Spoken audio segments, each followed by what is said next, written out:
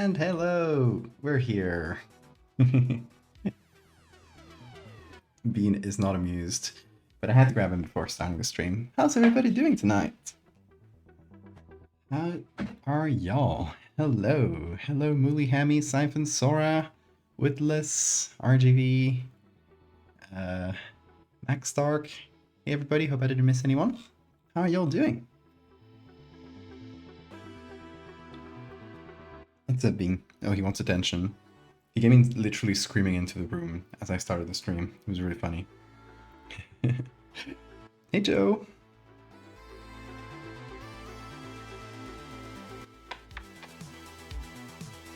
Yeah, a question about the cursed files.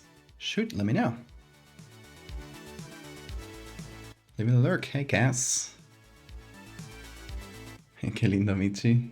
Oh, slice. Hey, Lilith. If you greet me, you'll be mildly cursed to have dry mouth at 3 AM. That's in like 20 minutes. So we'll see if that works. I have been. Oh. Just woke him up, so. Enjoy your course. Damn it. I got tea, it's fine. It'll cure the dry mouth. Are you allowed to write a story without an image? Of course. You can participate with any genre, any medium, anything. It is nothing but a springboard for you to do something you want. Oh, Bean kisses. Ooh, this boy. He's so kind. Anyway, I want y'all to look at my rocks tonight. Not kidding. The other day I went to visit my brother down at Lanzarote, which is the island he lives in. If you don't know, my brother lives just a couple of islands over, which I was really not surprised when he got a job there just a year or so ago. And yeah, I just went to visit him while I didn't have a computer. I had more free time because I couldn't work much. So I decided, yeah, let's go check on him.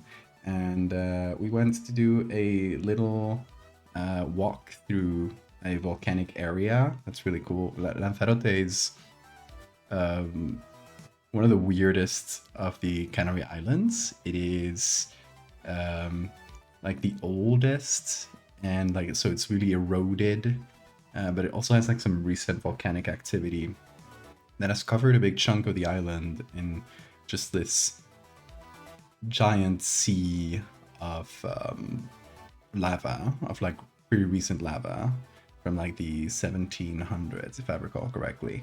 So yeah, that's where we went to have a little walk, and we found some cool rocks. This is not it. This is just base we're going to work from. I'm going to show you some of the cool rocks I found, because I decided this would be a perfect artifact for Dreadfarer. Wait. Where's this opening? Here. This is my cool rock that I found there. It looks like a screaming face. I was like, yep, okay, that's an artifact. It's a sick rock, yeah. But yeah, I also took a bunch of pictures of just like cool volcanic rocks. I didn't have my good camera, so Bean's scratching his thing. Didn't have a good camera, so I did have my new phone, which has a really good camera. So thankfully, these pictures are pretty good. But yeah, I got a bunch of pictures of the rock in different places. This is where I ended up leaving it, in like right behind here in the middle of this crater. People built a little pyramid of rocks, which is really cool. And I left it on top of the pyramid. That's as I was leaving. I was like, I'm gonna curse everybody here. What is Dreadfarer? Good question. Dreadfarer is a game I'm working on. It is a solo TTRPG. What that means, it is a role-playing game that you can play on your own. You also got the option of playing with other people if you want, but it's designed and made to be played as a single-player experience. And the idea of the game, your objective is to fill out your diary or a little travel book of your adventures throughout a strange new continent that pops up in the beginning of the 20th century. So we're like, you know, early 20th century, the end of the age of exploration, right? And suddenly this new continent pops up, like is found, discovered, as in, you know, discovered by Western people, but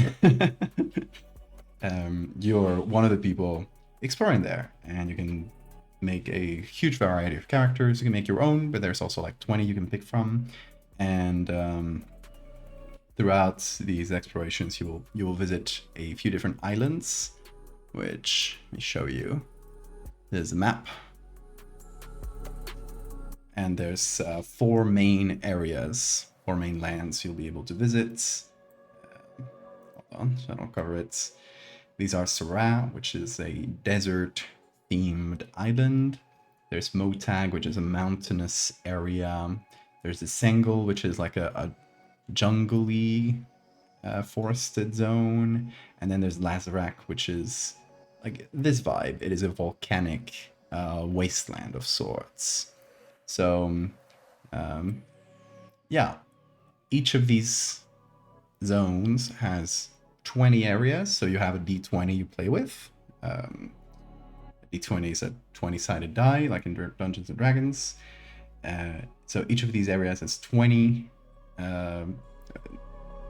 like places you can visit, and 20 artifacts, and 20 encounters, like 20 situations that can arise in each of these. So you'll be able to, you essentially have to budget between each of these little expeditions. You have to buy some tools that will maybe help you out in these dangerous situations. You have to manage your health points as well, so you don't die, and you also have curses. So at the end of each expedition, you'll get an artifact, one of these 20 artifacts, right? Depending on what you do with it, you can either like sell it off to the black market and get a bunch of money, but you will also get a lot of corruption points. And when you accumulate enough corruption points, you get a curse, right? So you can either like send it off to the black market, get a lot of money, a lot of corruption. You can give it out to a museum, get a little money and a little corruption, or you can like give it back to the people from the area, or put it back where it's supposed to be, and gain 0 corruption or lose some corruption in exchange for no money. So there are a few like interlocking systems like that.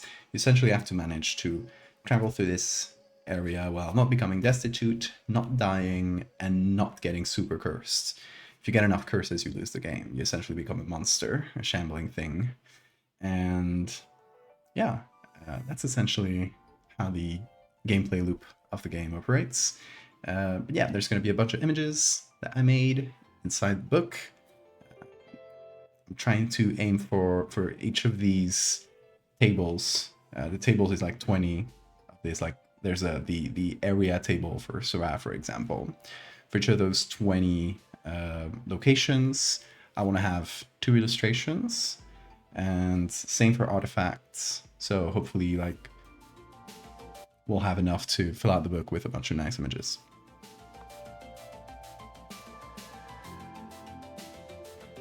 So that is what Dreadfarer is. Sorry, I'm gonna catch up with chat. That rock looks like a meteor that killed the dinosaurs. Yeah. That rock is much smaller than I thought. No, it's small. It's small. It's like this. I didn't bring it back. I left it there. I thought it was more cursed if I left it in a conspicuous place in the middle of this crater. It's maybe Maddie. Hello. Welcome. Good to have you here.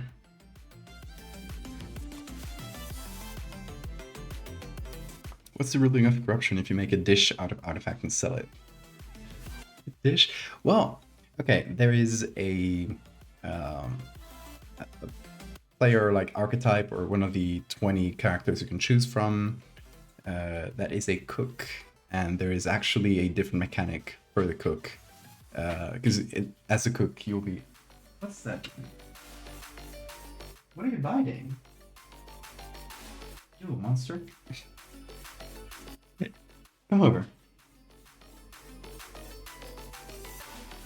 You hear him singing at me?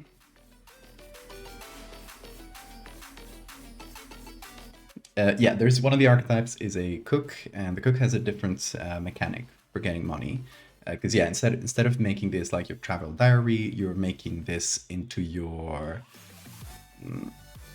cookbook essentially, or like any combination you want of travel diary and cookbook. But the idea is that if you find, you know, a cool ingredient throughout your travels and you make a dish out of it, you have to write out a fictional recipe. And if you do, you can then, when upon coming back, you can sell that recipe and get some money. So it has a slightly different gameplay loop. And also I got cat hair in my mouth. That's on me.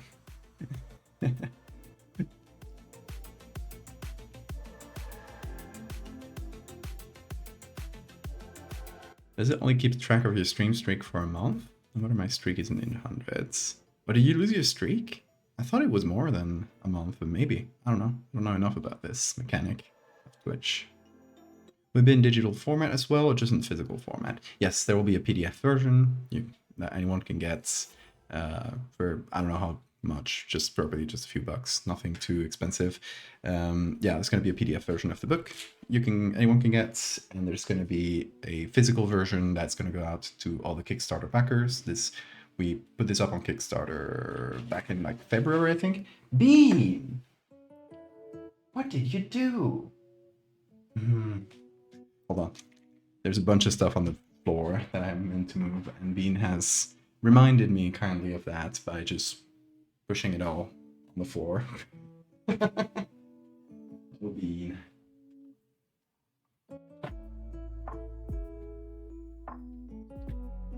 You. It's a bunch of Patreon stuff here. This is stickers. Obviously, I don't want Bean to eat all my stickers. So I'm gonna put them back there.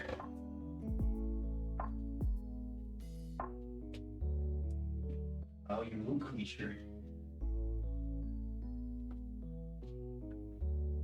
Okay.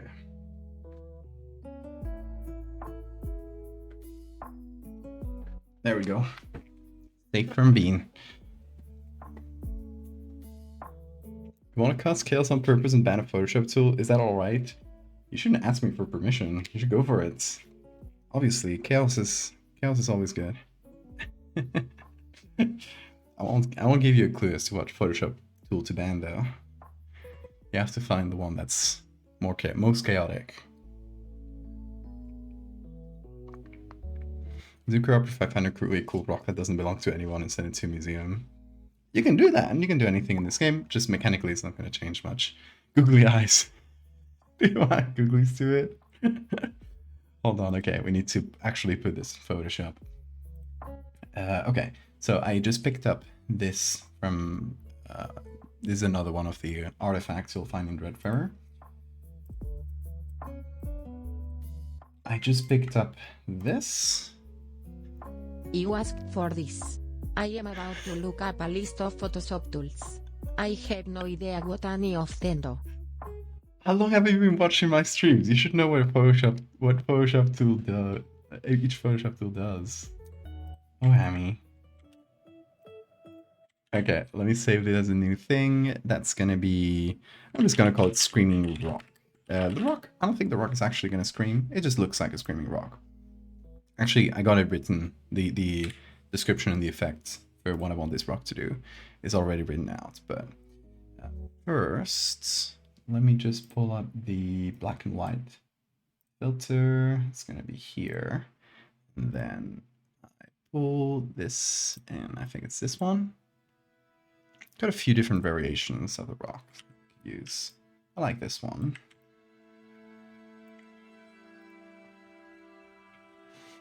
Okay, and googly eyes. Before I forget.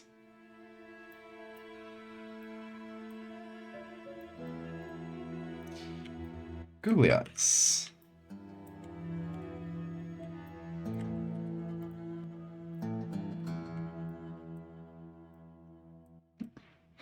That makes it way less threatening.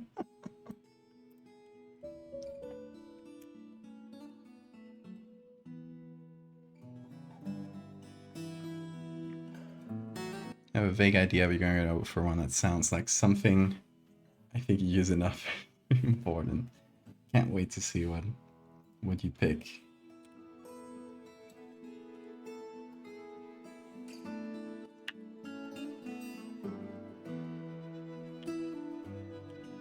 There we go, isn't it beautiful?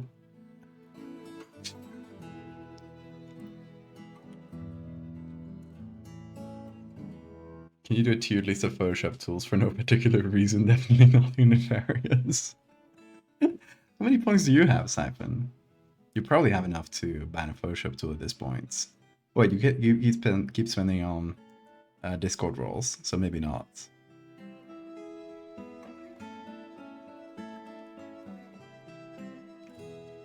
We're not even half an hour in and there's googly eyes. We've barely started. We literally had googly eyes before I opened the Photoshop documents. You're the role holder, it's funny, dude. Yeah, Sora probably has enough to literally ban all of Photoshop, tool by tool. Would I be wrong, Sora? Okay, let me close this. Let me show you some other Dreadfarer artifacts. Since we got some people that are new to the game that don't really have a lot of context. Let me show you. You might have seen this one. This was actually, for a couple of artifacts, I kind of double dipped and I made it into a standalone post just for social media. And also, but initially it's an artifact for Dreadfarer. So this is the Bloodbark Wood. I think in Dreadfarer I ended up changing the name to Fingers of God or something like that. It was a really cool name. I forget it now. I should open up the Dreadfarer tab. Hold on. Got all the writing in a Google Doc. Let's see. This is from the Sango. Oh, it's called Veins of the Earth. Veins of the Earth. That's the name we ended up going for. It's a tree that bleeds and essentially makes you think that you're killing a person as a sort of defense mechanism. So its blood is like really precious because nobody is enough of a fool to get trauma for life for cutting a tree.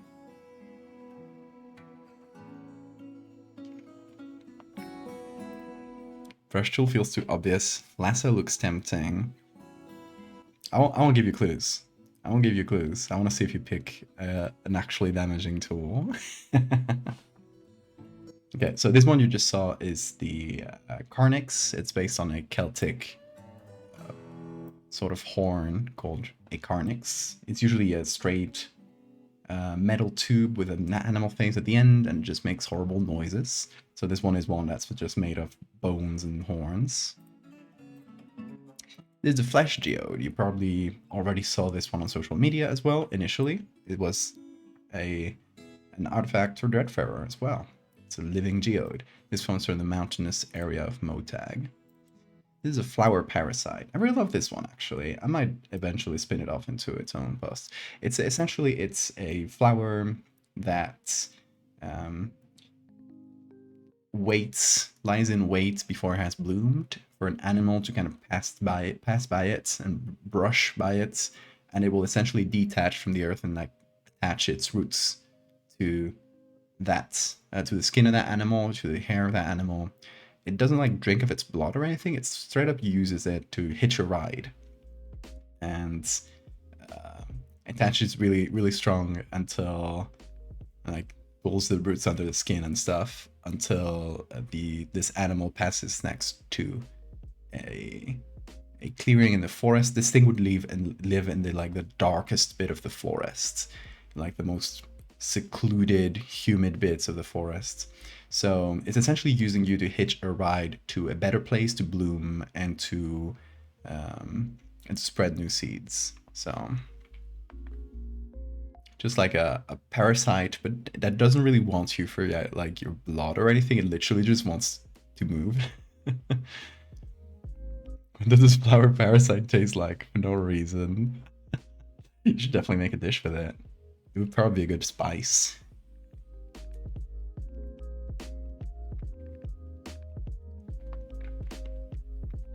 Parasite spotted. You know I love parasites.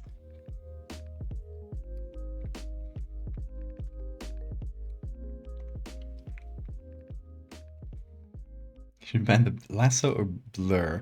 There's a lot of blurs. You should choose one. Like, there's all these blurs. This is a test. This is a test, like, of how much you've been paying attention throughout all these streams. You should know the blur I use all the time. If you don't, you should probably not ban blurs, because you might ban the wrong one. And also there's 3 lassos. But I'll let you ban all of them. I'm fine with that.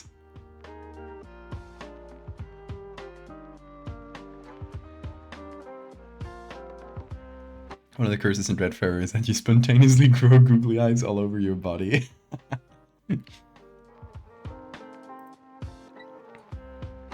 Or something like this. There's another artifact. That's a living stone. This is one I really like.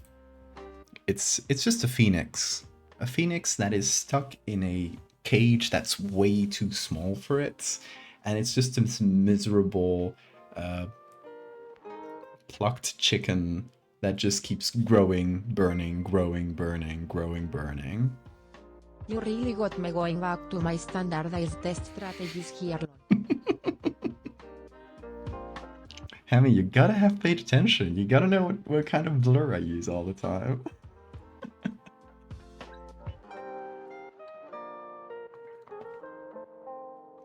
I will give you guys one clue about the erase tool.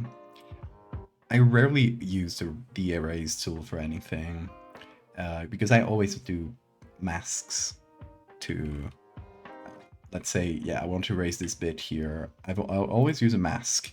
And when you use a mask, it doesn't matter if you use the brush tool or the erase tool. So if you ban one of them, I can essentially just use the other.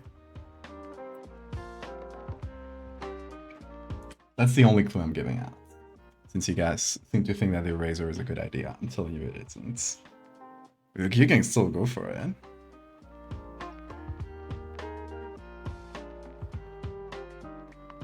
See, oh, Hammy knew this. Okay, so Hammy has been paying attention. Good.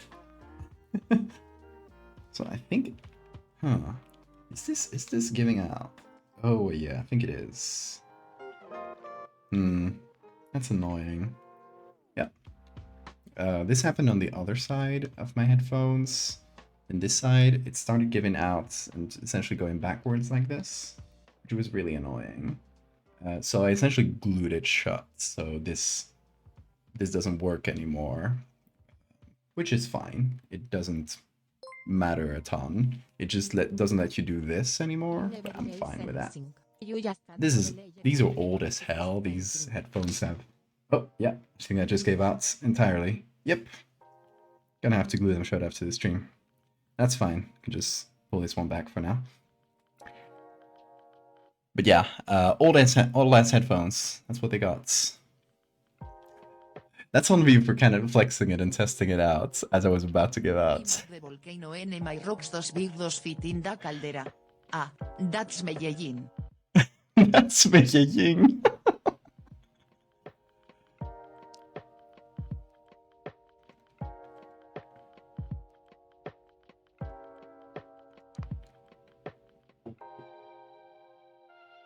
Channel point reward called require Photoshop tool that forces you to use a tool in an edit. That would require a lot of Photoshop knowledge on the person doing it. Yoshi, thank you for the follow. Man, the save button. I could just use save as.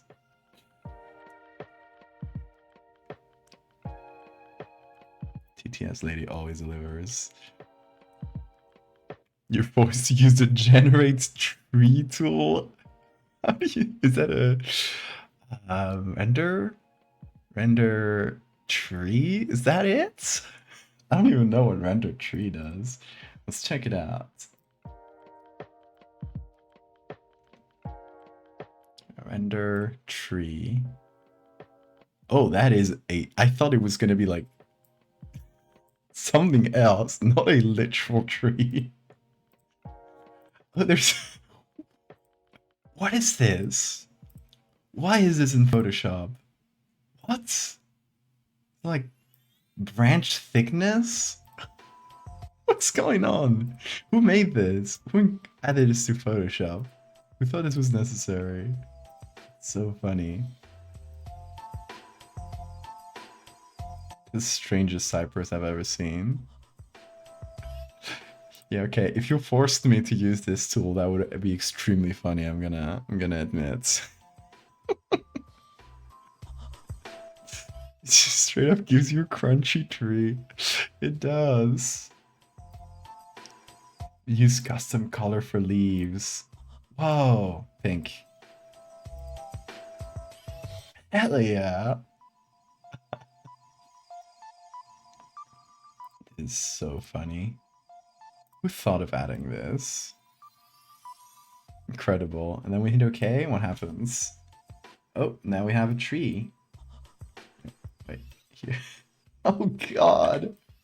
It's not a good tree. It's really bad. Even without the colors. Like, what's going on? What's going on with these branches? Hey, who at Photoshop did this and why? Most importantly. You can just find photos of trees online. That's what Photoshop does. That's what Photoshop's good at, compositing. It would be nothing without the render tree button. Stream where you make an edit to make this tree look realistic. It looks like a tree in Blender and Viewport. It does. It's like year 2003 style CGs. Yeah, okay. Let's get back on track. Let's see. Let me read you the description I wrote the other day for this stone, for what I want to do for this stone. It's called the Recife stone. It's based on Arrecife, that's where my brother lives. It's a little reference to my bro. The Recife stone, a sharp and porous volcanic rock, is known to feel incredibly satisfying to the touch. The lightest scratch with its rough surface feels intoxicating, compelling one to push further, digging into the tissues to quell an ever-deepening itch. Those who have fallen victim to this obsession are often found lying in a pool of their own flesh and blood, with a calm, satisfied smile forever marked on their face. It is said that long ago, the single stone decimated a once prosperous town. That's the description I wrote. So, yeah, I didn't want it like a literal screaming stone because we already have some artifacts that are close to that, and yeah, I was doing this like talking about this with my brother and sister as we walked through this volcanic area. My sister suggested doing well this like what's the name in English? There's like porous volcanic stone that people use to like scratch their callos. God damn it, I'm forgetting the words. Calluses. People use to scratch their calluses and stuff. Pumice? I don't know how to say that, but yeah, pumice. Let's say stone. Yeah, it's based on that, but it's a pumice stone that's feels so good to the touch that you just keep scratching yourself until you exsanguinate yourself.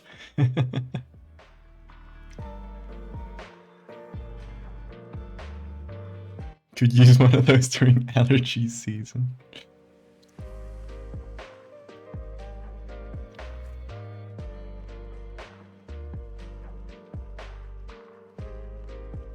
Anyway, it's a pretty brutal artifact. Not all of them are gonna kill you straight up, but a lot of them have some kind of mental effect that it's essentially a springboard to give you, the player, sort of like interesting situations to give your character.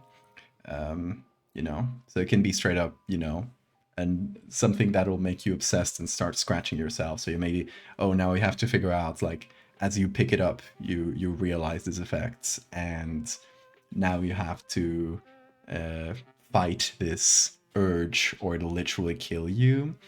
Some of them have, you know, more. I'll read you the artifact that's right above this one. It's called Blissful Ignorance. This white embroidered handkerchief, drenched in tears that never seem to dry, is able to cure the grief of anyone who lets it soak their tears. As a price, though, it will make one completely forget the person they were grieving and all the memories they shared. The aristocracy of Lazarak, which is this area, often use these handkerchiefs to continue their lives of blithe comfort. So yeah, it tells you a little bit of the history of the place, kind of what the society was before this area was turned into a volcanic hellscape. And it's also just like an interesting challenge for a character, depending, like for some characters, this might not do anything interesting, but for some that maybe have a backstory where they lost someone, being able to forget them might be like a really cool temptation to put onto this character. Infinite water glitch. I guess for others, this might be an infinite water glitch.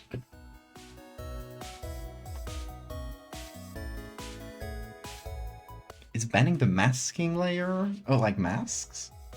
Like this? I'll allow it. Eternal sunshine of the spotless mind, exactly. My cook will love it. You want to cook your stuff in tears, Witless? Hey, which one?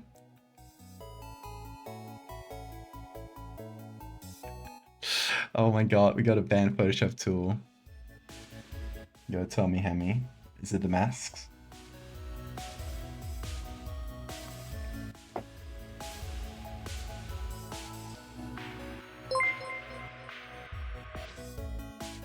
By the power of Junjito, no masks.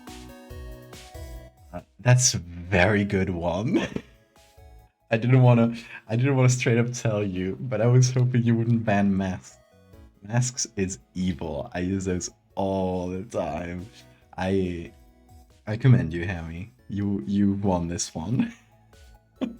You've done your research and you won this one. Okay, so if I don't use masks, and we'll keep it non-destructive. So, okay, the way I use masks is to make edits non-destructive. So let's say I want to select this rock. This is just a demonstration. I will undo it, Hammy. Don't worry, this doesn't count.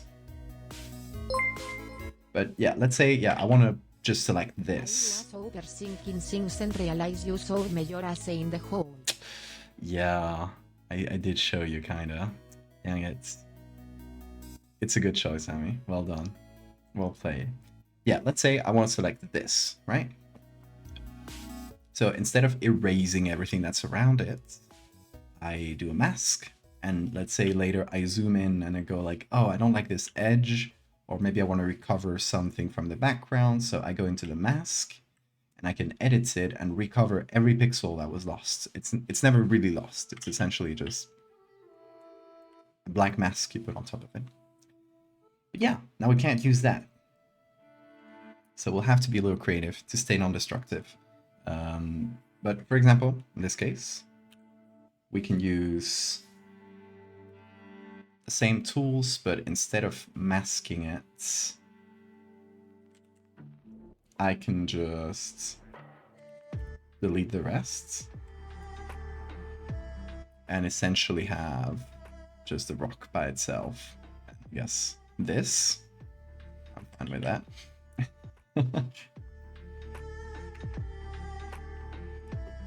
So we'll just have to be careful not to mask. Fun fact with the water thing, New York pizza and bagels taste completely different from pizza and bagels from anywhere else. because of the heavy filtering of the water. Naturally, tears may or may not make food taste different. You should definitely make a tear-based dish if you ever find this in game. Gonna go walk the dog. Okay, Maxwell. See you later.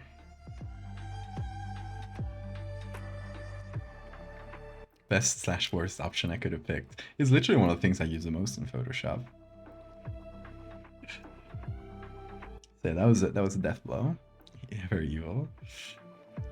When you remove the ability to use the mouse, you have to use the keyboard for everything. That's not a Photoshop tool. I won't allow that.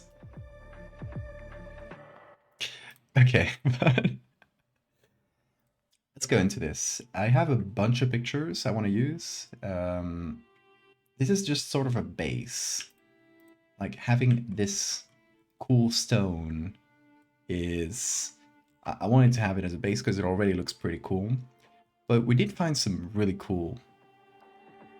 a bunch of other really cool stones. So let's see how we can bring those together. I'm also gonna make the reds in the background much darker. Let me hide the googlies for a sec.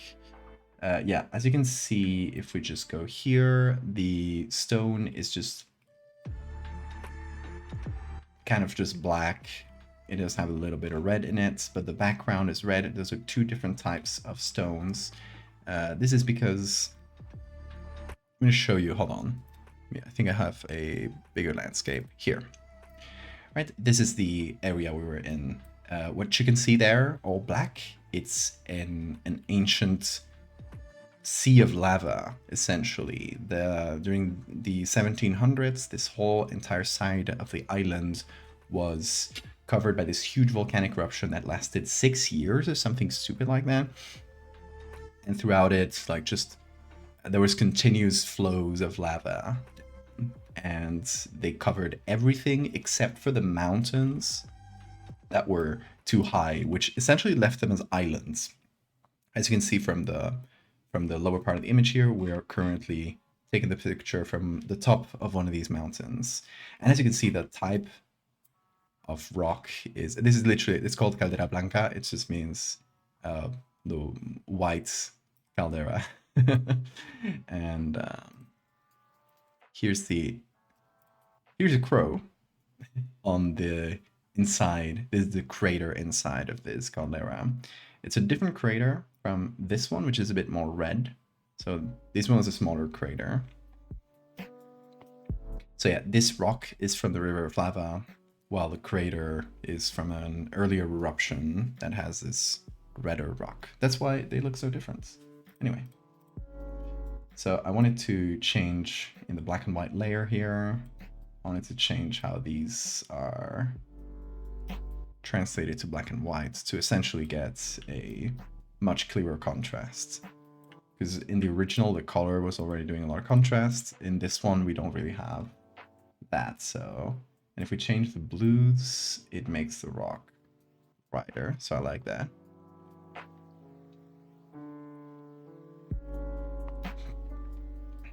Ban Photoshop tool, zoom in and out. That one's evil as well.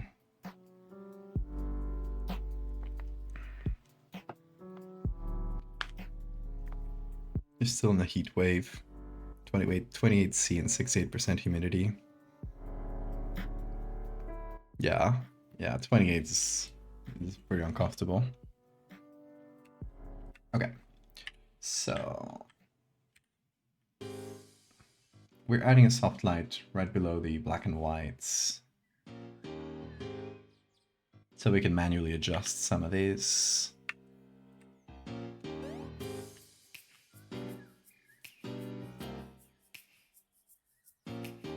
Because we can make the background a little bit darker, I feel like. Anyway. Let's see more pictures from this. Actually, this... No,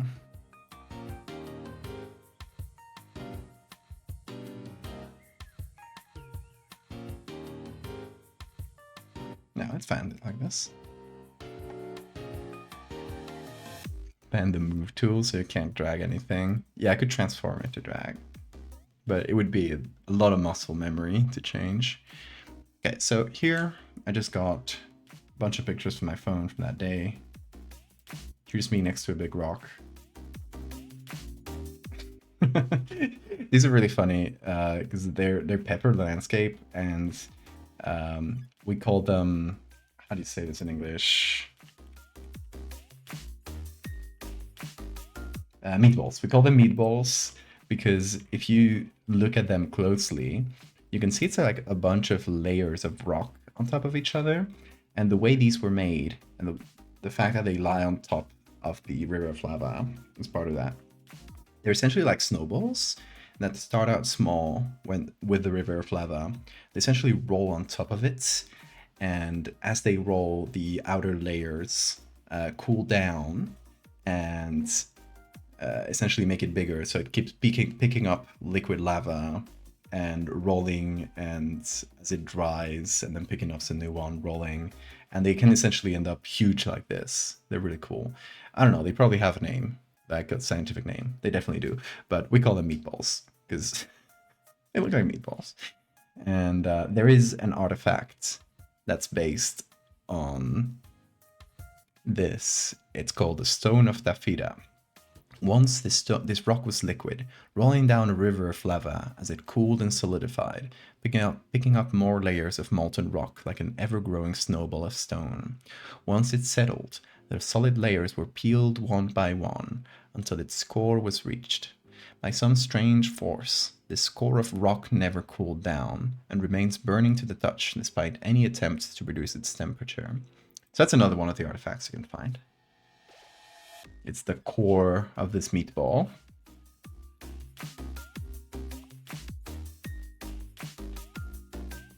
You tried using a hot cocoa mix and cold milk. The mix peeled up into solid balls. You made crunchy chocolate milk. Oh, Lilith, we have something in Spain called colacao, and it is a very old school brand of hot cocoa mix that doesn't have any emulsifiers, so it clumps up, and you can, if you really want to do it right, you have to essentially pour a little bit of milk and pour all the cocoa and just mix it up very thoroughly until it's a bit of a paste, and then you pour the rest of the milk and it mixes right. But as kids, you wouldn't do it right. You would just like mix it directly on top of the milk, and some of the milk would, get the cocoa flavor, but the top of it, there would be this little powdery crust of chocolate that was so delicious. And they literally, like, the brand Colacao has made hot chocolate mix with emulsifiers, and it has tried to sell that a million times, and people don't buy it because people just want the everybody just wants the little crust on top. So Lilith, you should come to Spain, or you should try to find this brand.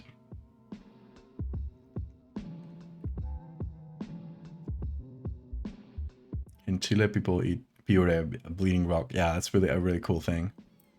Also, hold on, I think I got a notification. Let me silence those. There we go. Just eat the powder. Yummy. It is yummy.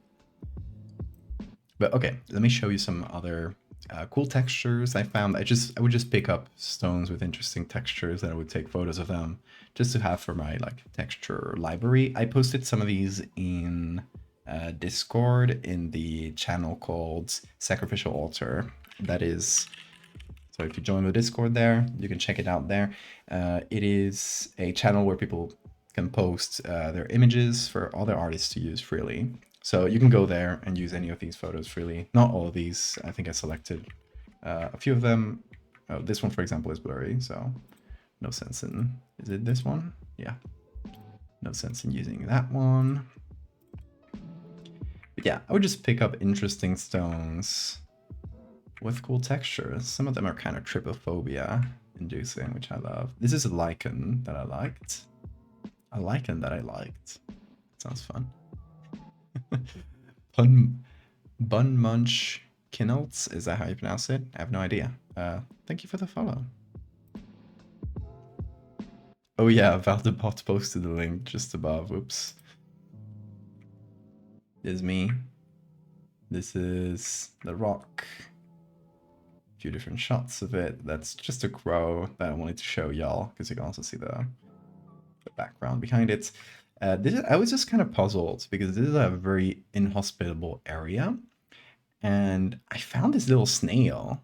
It wasn't alive, it was just the shell of the snail. I was like, this could be a nice artifact too. I just haven't quite found what this snail could do, or the shell of it. So I don't know. I took a couple pictures of it next to the big crater. I found it near that. Here are more rocks. I want to show you a specific one that should be around here. Here it is.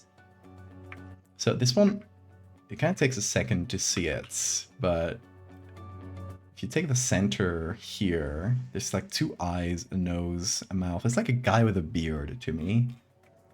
So we called it Jesus Rock. It was huge, like as you can see. It was a big rock. Obviously we didn't really move it from where it was. I thought it was a cool one and took a few pictures.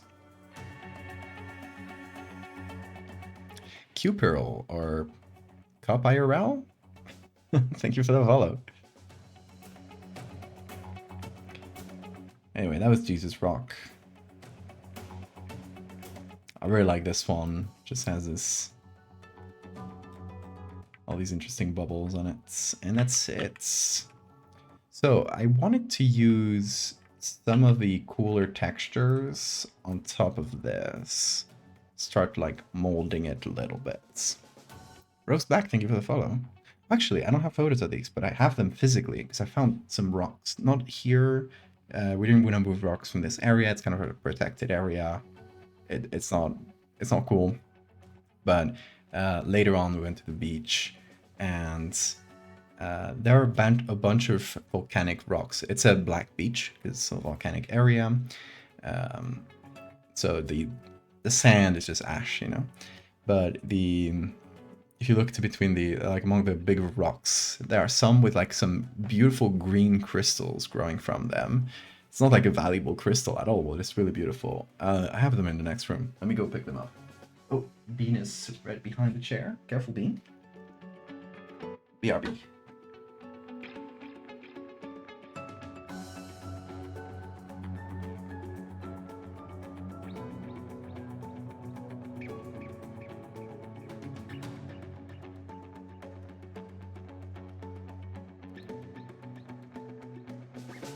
Bean.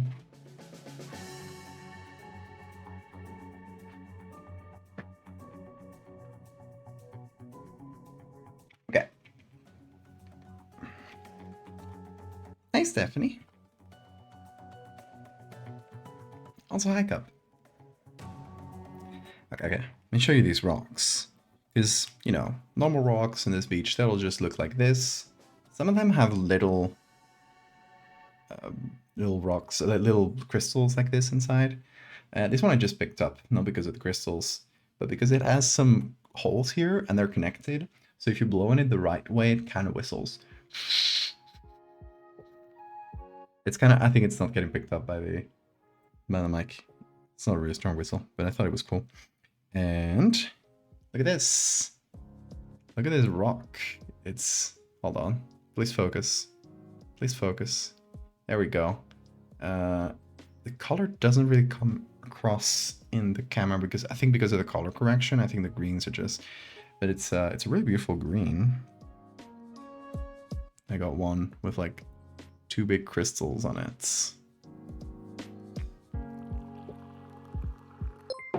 Anyway, I just wanted to show you my rocks since this is a rock stream.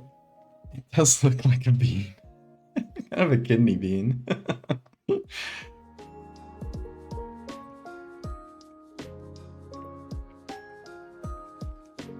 Anyway, back here, and also if you guys want any specific one of these textures that I just showed you, any of these volcanic textures. Oh, hi Bean! We're talking about beans. Did you hear it?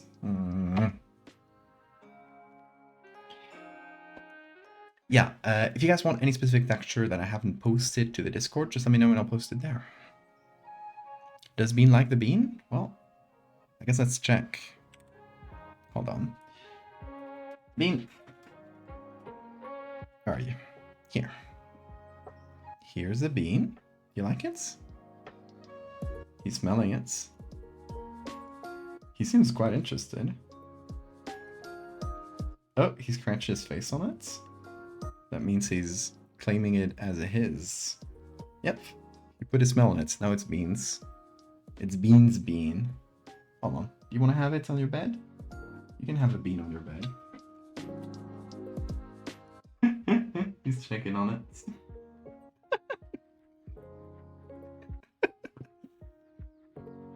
He likes the bean. Do you have a cat cow?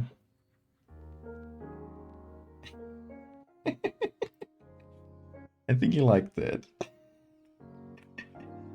Where are you going, Bean? Go on. No, yeah, I won't let you lie down on the tablets. Come on. You gotta go here. I'll get a treat if you do. Here, come here. There you go. Oh yeah, it's kneading time. Oh yeah, watch him. Look at that boy. Bean has a little toothbrush. He does. It's his favorite toy. I have many cat videos on my Twitter feed that every time I see a cat, I assume they're a chaos potato in some way or another.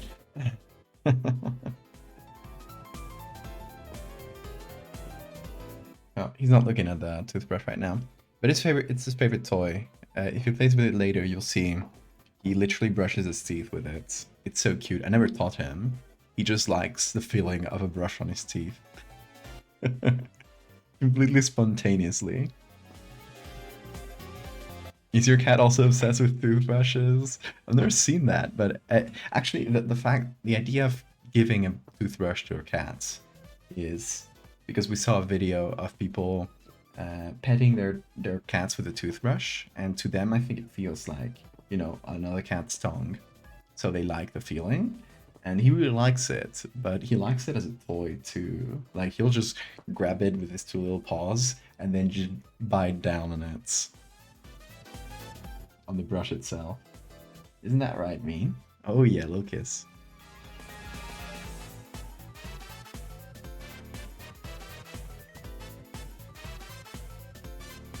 Oh, there he goes. He's still going. It's just getting comfy. There he goes. He's so concentrated. So cute. Oh, wait. Here.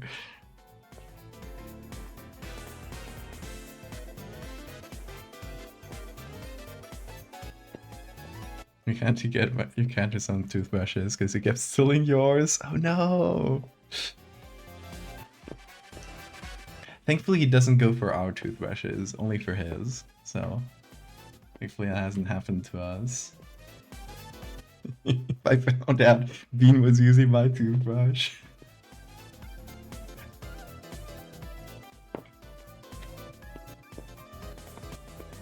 Okay, let's see. I wanted something for the mouth. So obviously I don't want it to feel like it has an actual mouth where it's, you know, it feels more like an actual screaming stone. I want it to be more, I want it to be like a face. I want the inside of the mouth to be more gross. Maybe use some of these textures. Oh, can't use masks. Okay, how shall we do this? I guess we just erase. It's the chaotic way.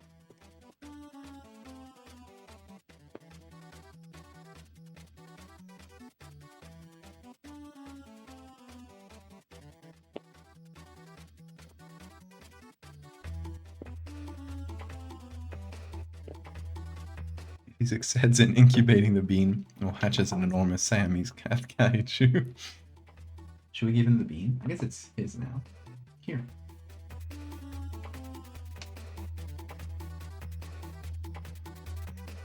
Being super serious about dental hygiene, he is.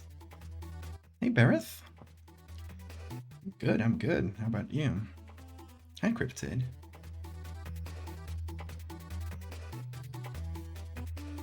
Okay, the problem is that this type of editing is what I told you before, it's destructive. So we're losing pixels by doing this. But thankfully we always got the original image to come back to if we need.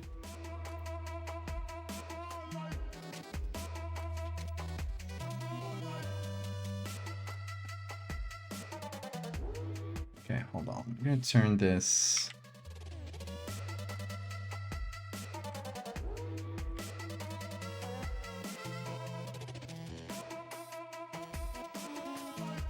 Turn that into a smart object. Can hide this for the moment. And Bean is finally comfy. He's gonna sleep. Okay, so I'm gonna change the shape of it to reduce this little corner like off the side.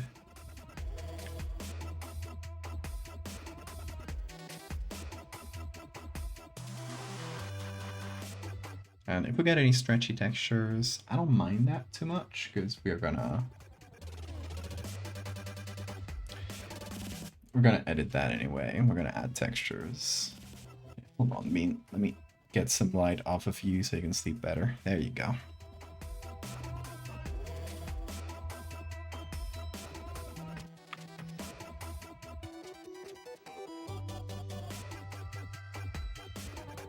We're gonna go here and copy some of the background.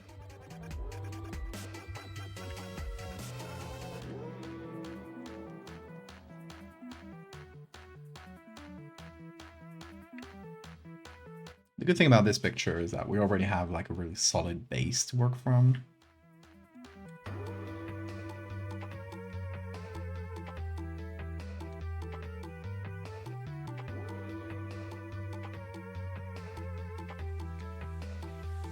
It's a little better shaped.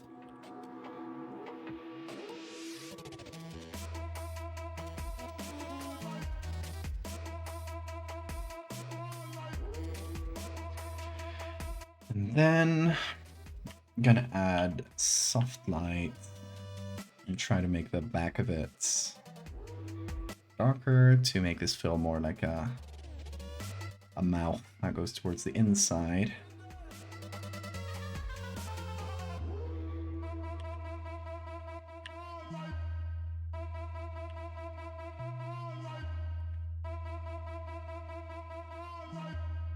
And oh, that's annoying. I can't use a mask to remove a little bit of here from the right.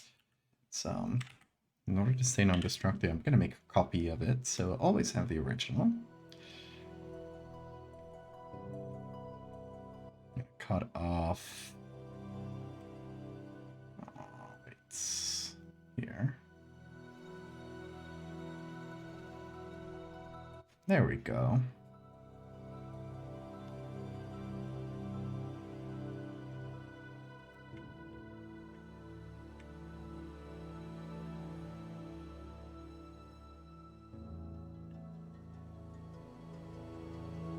So now we just gotta fix this up.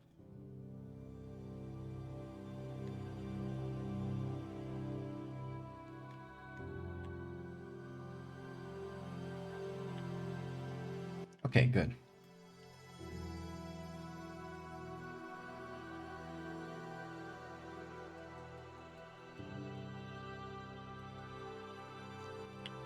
Yeah, I want it to feel like very sharp rock, which we already got here for inside the mouth.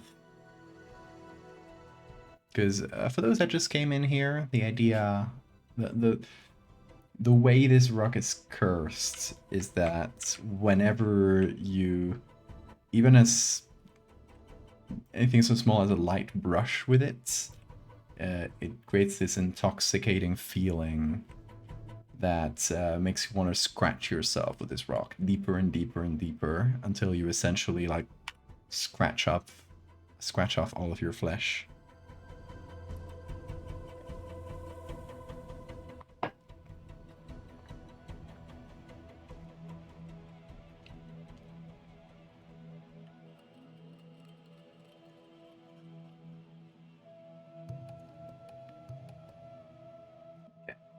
Let's see, other textures. This one's pretty good. This is the one we just used. You are doing beautiful you with no masks, but you must take a page from Ben's book and rest. Okay, Hammy. You have a good night. Thanks for popping in and for destroying my Photoshop. I'll see you later. Okay, this one has a lot of sharp textures. This one feels scratchy. It was scratchy. It was very scratchy. Let's see, which one should I use? Oh, this one's good too. It's 9.7. Let's start with that.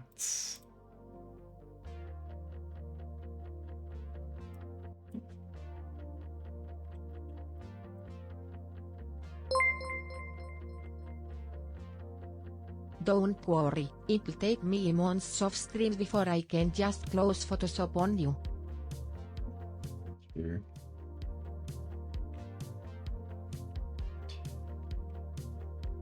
I'm safe for now. At least I've Hammy's threats. Who knows who else has horrible surprises waiting for me.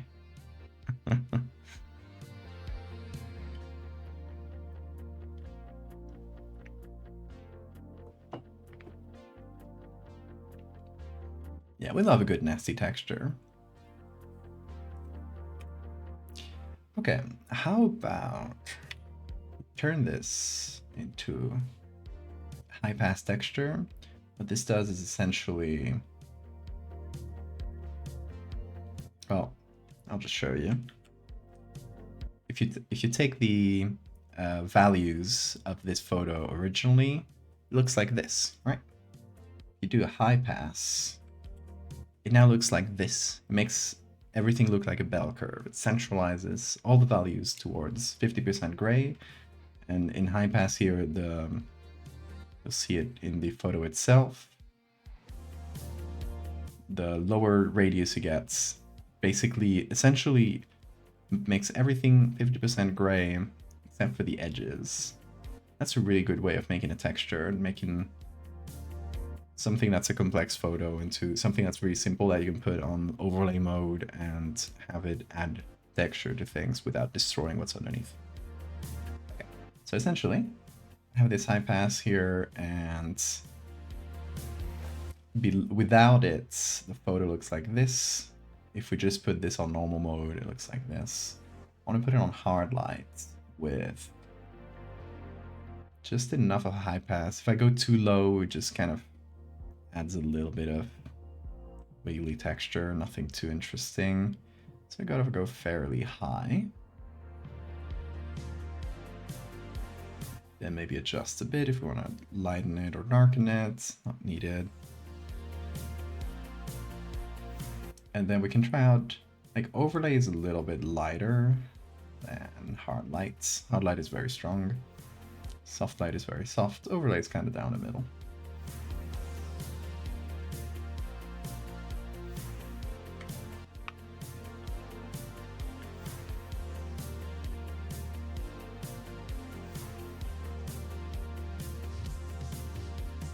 You're treating this stream as a college course, taking notes. If you want to know about anything I do, because I often don't explain what I'm doing because I'm yapping or whatever, just let me know. I'll explain in detail.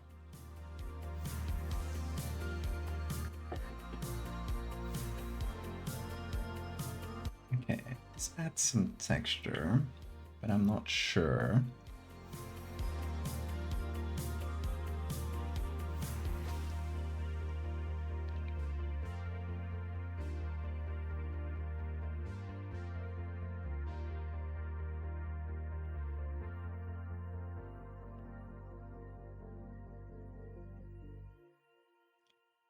Can be a bit more selective with where these textures go.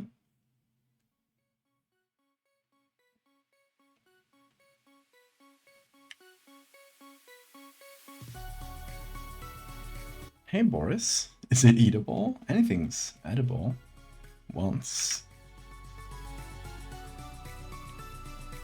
Just a matter of trying.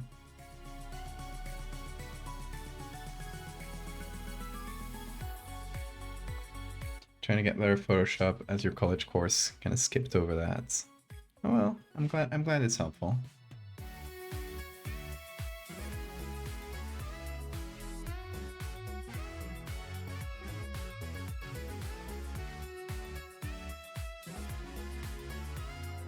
Also, y'all, I posted Bigfoot ass earlier today, and I can't believe so many people missed the pun. Like, I called it the Sasquatch with 2 S's. And people were like, more like Asquatch. I'm like, no, the pun is already there. You're missing it. The pun's in front of you, dude. Hold on. So cute. For those who haven't seen it, or haven't seen the stream where I made it. That's what I posted. There it is. I said, finally found evidence of the Sasquatch. Been hunting it for years now, following its prints, listening for the faint sounds of clapping in the night. He all told me I was crazy. Oh, who's the fool now? Val, my friend the pun is in the wrong with US. Exactly. And it turns out, I was just made aware of this. I made the joke with the Sasquatch ass prints, and there literally is one that was found in like 1993. It says buttocks imprint, right below my camera here. Buttocks imprints, Dry Creek, Washington.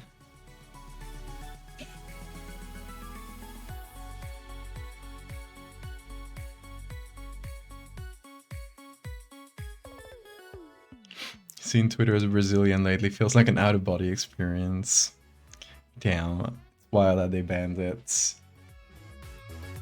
Honestly, I don't know what else it'll take for Elon to get out of there.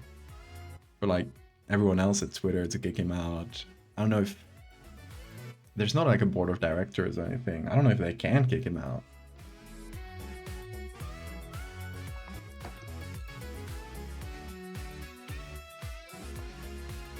If you said Sasquatch instead, there would be people saying, don't you mean the Sasquatch? Yeah.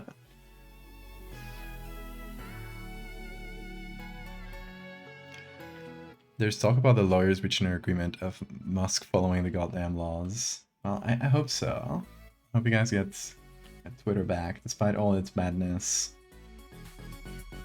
I'd still rather have people being able to access it.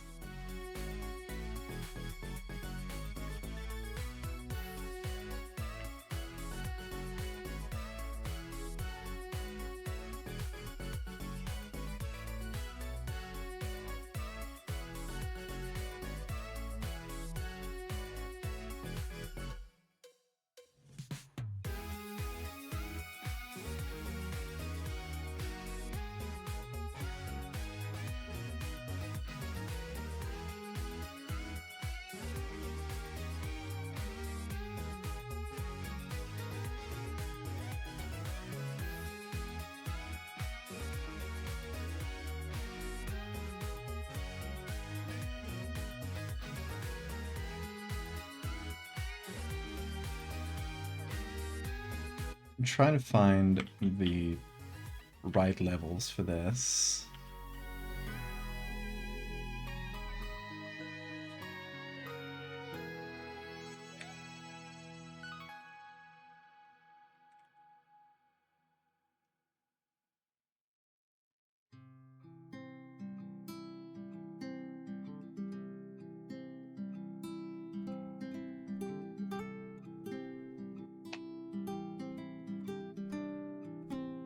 This fiasco is literally Musk's fault because he simply didn't want to close or ban profiles spreading fake news or offensive stuff. Yeah, it's very funny too, because he actually banned a lot of accounts when, I don't know, people like Erdogan in Turkey, who's like very much like as close to a dictator as you can get, pretty much. He did comply with his requests, but when a left-leaning country asks for that, it's suddenly censorship. It's very funny how that happens. He's such an ass.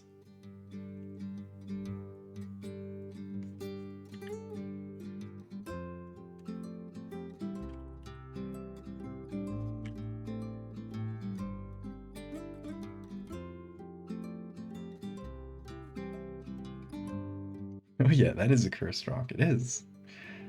You see, it wasn't clickbait.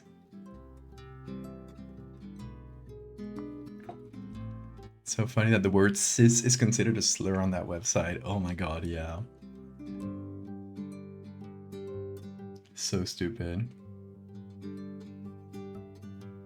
Or crybaby.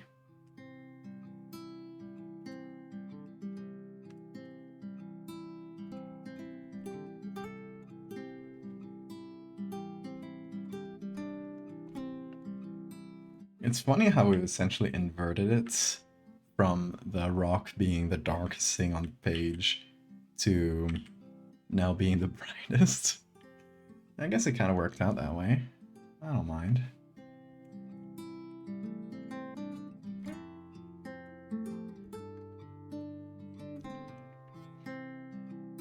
Recently, Elon tweeted asking why no one is attempting to assassinate Kamala and really later deleted it.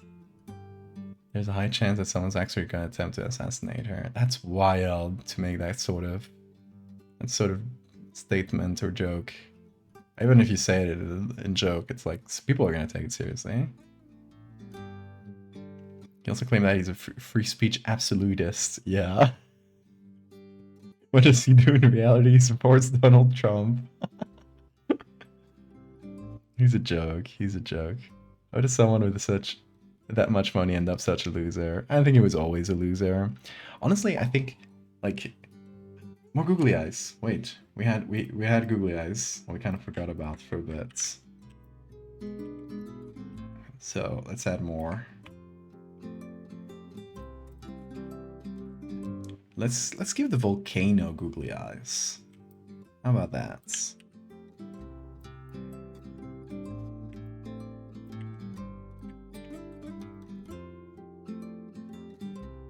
Let's put them off to the side here, I think.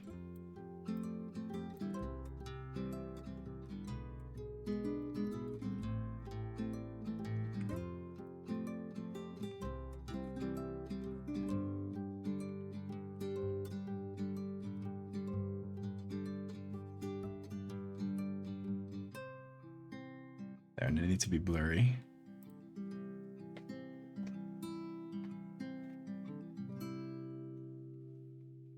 Hey, Pyro.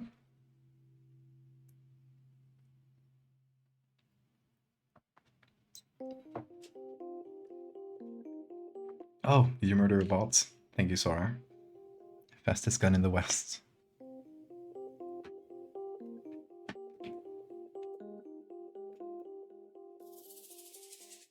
Hey, Bola.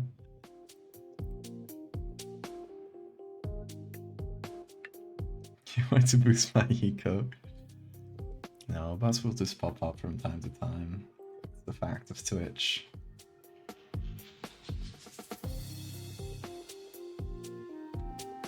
Okay, let me group everything here. That's the rock. Everything on it. I want to darken some of the edges. Because we brighten everything so much that the edges now look a little bit flat. At least the ones on the sides. Top is fine.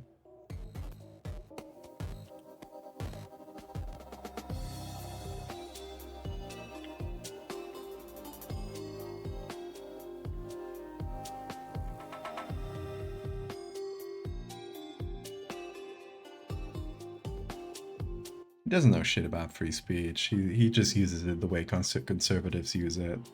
Where free speech is just the bad speech that I like.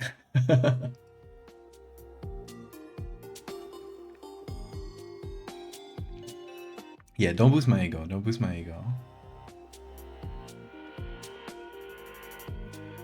I will literally, the power will go to my head. I'll become evil. More evil. I literally gave a cancer to a puppy yesterday, so I don't know if I could get that much more evil than what I did.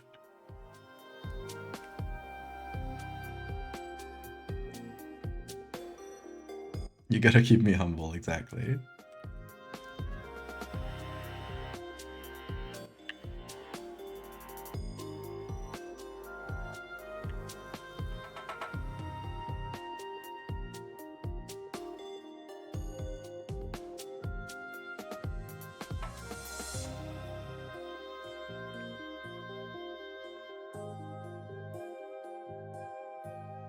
Need some context behind that. So if you missed yesterday's stream, we did some veterinary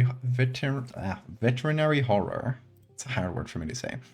Instead of medical horror, this is a fake disease that affects animals. This is what I made. Just closed. What?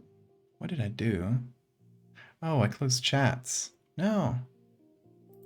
Hold on. I closed chat accidentally while opening this. Don't say anything funny. Don't say anything funny until I open it up. Okay, I'm back. I'm back. You can say funny things now. This is what I made yesterday. It is a virus that, like many viruses in real life, it's a retrovirus, so it inserts its own DNA into the host's DNA, right?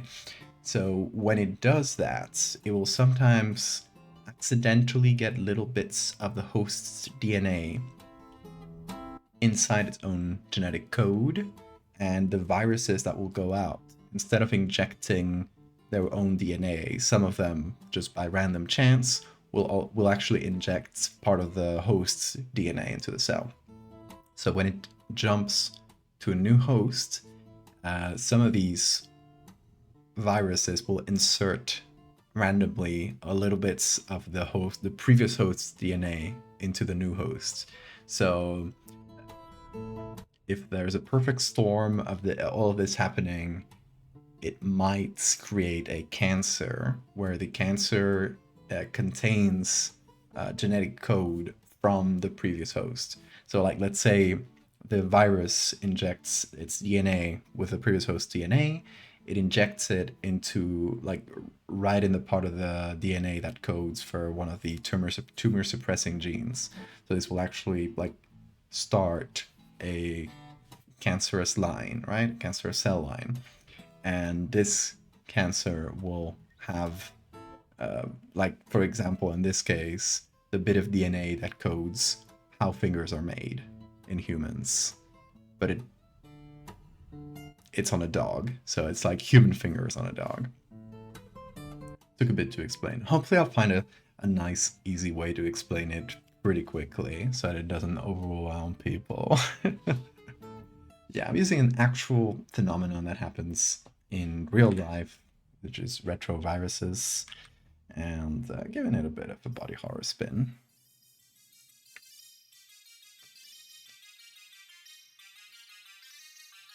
So yeah, yesterday I gave a puppy cancer. It's part of my evil arc. Slowly becoming a villain.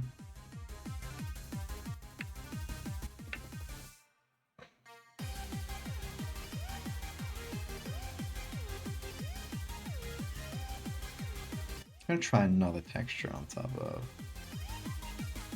Where is it? This one.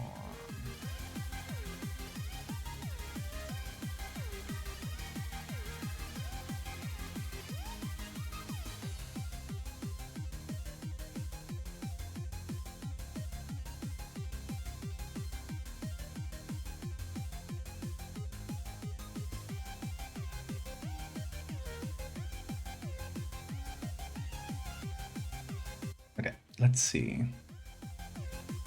Other cool textures I could try. I would try this one. Let me try the Jesus face one.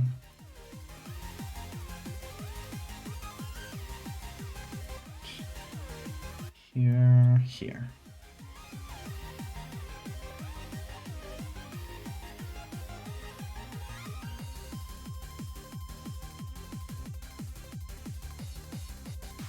This is a really messed up texture.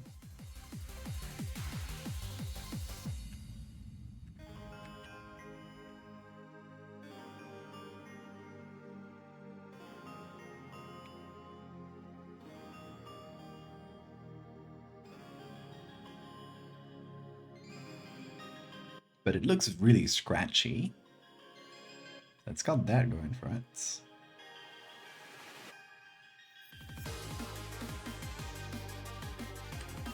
But yeah, we definitely need something lighter than hard lights.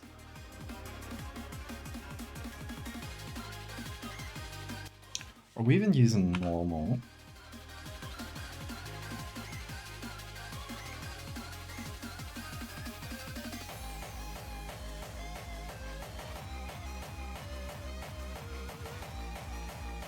Yeah, I might just use normal and then just slowly paint it over. Although shit, we got banned from using masks here. So that makes it really annoying. What could I use instead of masks? Like, I could just do an eraser, but that would be like a little bit like blindly poking around. I guess that's the only option I got.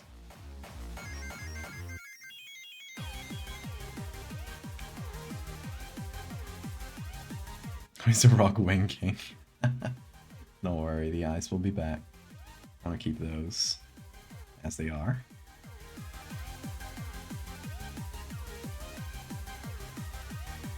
Just want to add extra texture.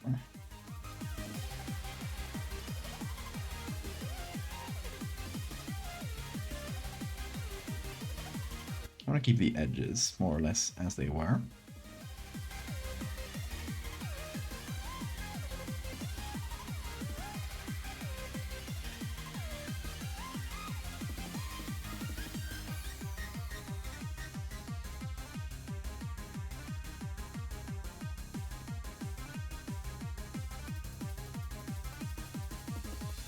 And sort of the structure that makes it look like a screaming face. But I want to essentially just add a bunch of these scratchy looking textures. Because that's the whole description of the cursed rock. Tammy's not here, it's okay. No, it is a rule, I gotta follow it.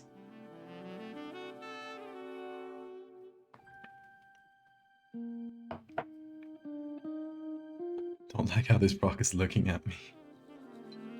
Giving you a mean look.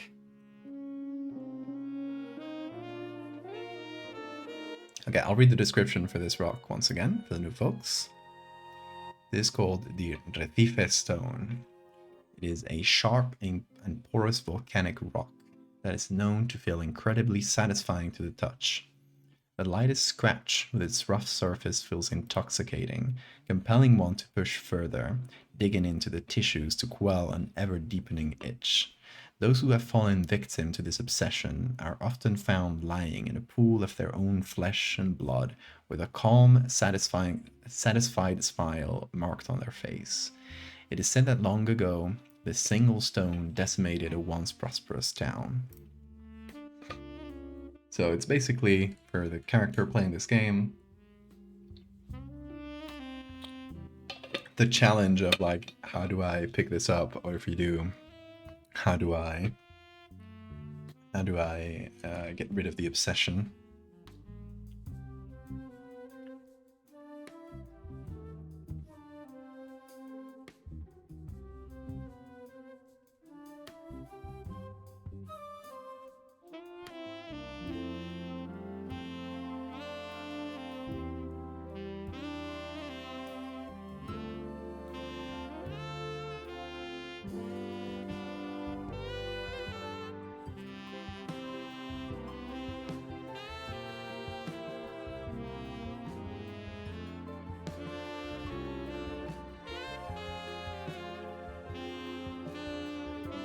Gonna head out, get an early class tomorrow. Oh, okay, Maddie. Thank you so much for coming in. Hope I see you in the next one.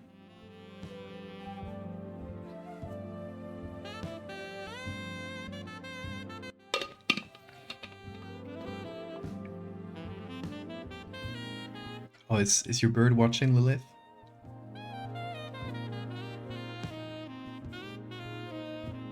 Most importantly, is your bird listening?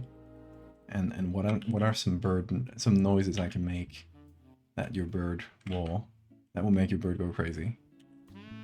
For no reason at all.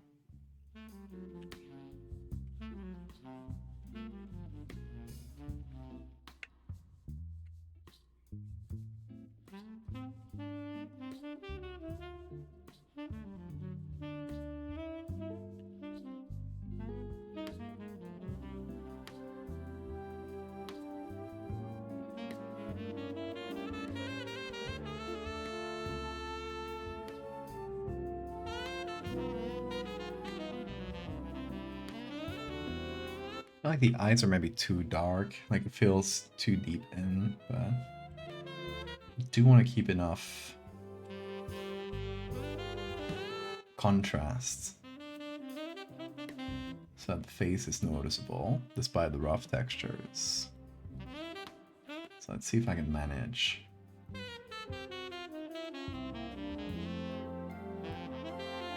He's making kiss noises. Aww. A kiss for you too, Ollie. You're in a country with volcanic tough rock, and it tends to be like that. Where's that? I'm also in the volcanic area.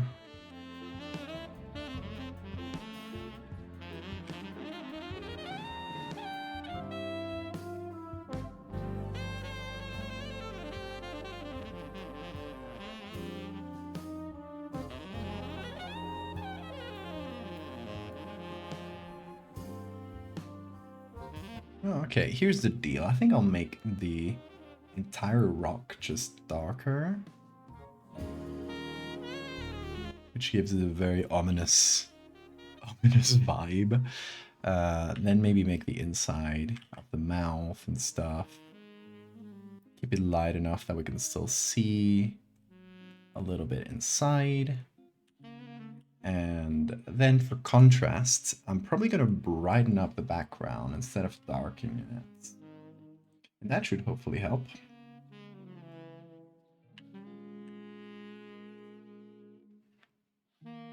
Okay, so in the black and white... Oh, it looks so strange without the black and white. The black and white here... I'm going to take the reds... Actually push them... be brighter, and I guess this messes up this whole layer here. Let me fix it up.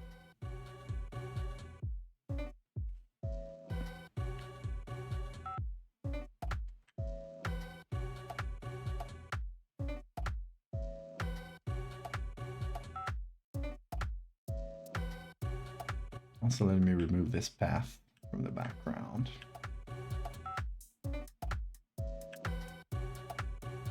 There we go. Okay, now we got good contrast. The inside of the mouth is visible. And where's the... This is soft light here.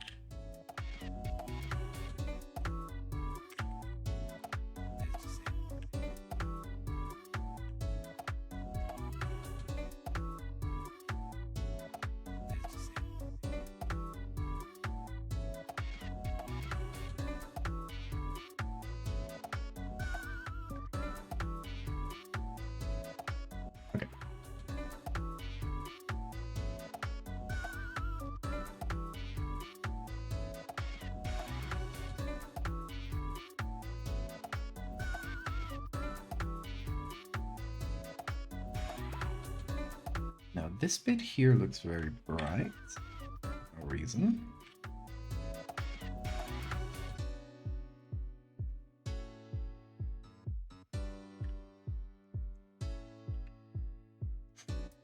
Welcome back, Maxwell.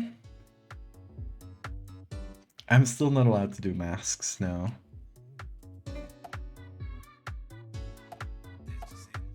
Did I set a time limit for the Photoshop band tool? I actually don't remember. It's been so long since we got a tool band. Let me check. Let me check if I did. Hold on, where do I check this here? Oh, it's rest of the stream, so yeah. I was wondering if it was the rest of the stream or a specific time limit. Saw Bean twitch. He might be dreaming. Oh, hi Bean. Did you guys hear that?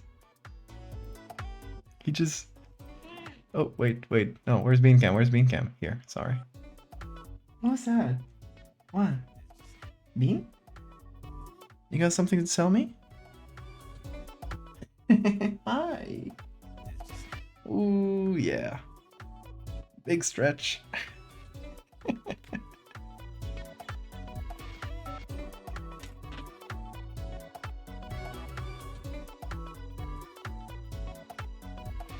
He's like, I demand attention now.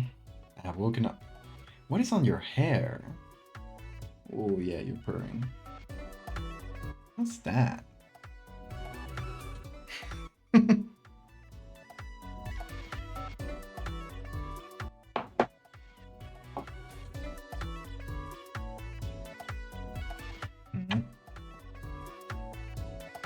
He's so precious.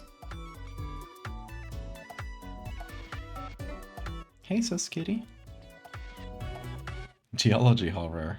Exactly.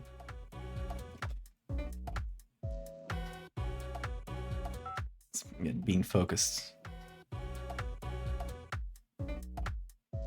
Does Bean have a rock and a toothbrush? Those are his possessions. He loves the brush. And the rock he just claimed before. So it's a really beautiful rock that I got with some green crystals that don't show up very well on camera. Oh, Bean is currently licking the toothbrush. The rock looks like a bean. It does. That's why he chose it. It's the bean rock. He's licking his toothbrush. Hold on. Hold on. You want to show camera, Bean? Oh, you like your toothbrush? Okay, I guess I'll just pet you with it. Check staff break room for some cute Ollie pics.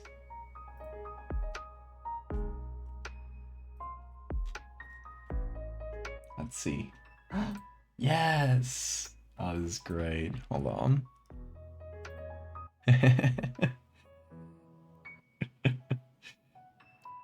Beautiful. Hi, Ollie. I think Ollie likes Bean.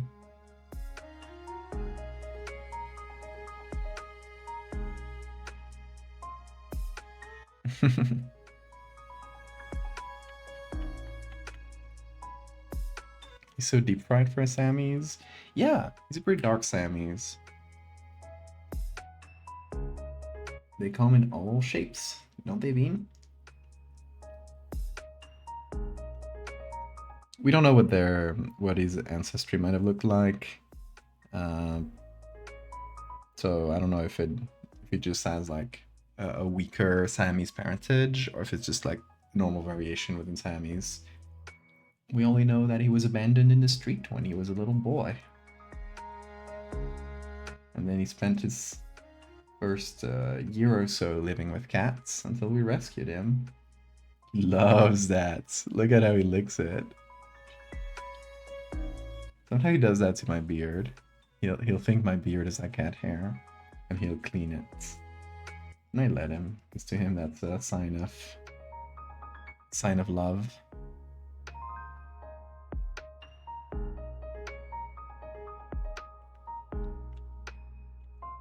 Susky better? I'll do Susky then. Susky Tyrannus. It's like a coyote-sized Tyrannosaurid. It's so cute.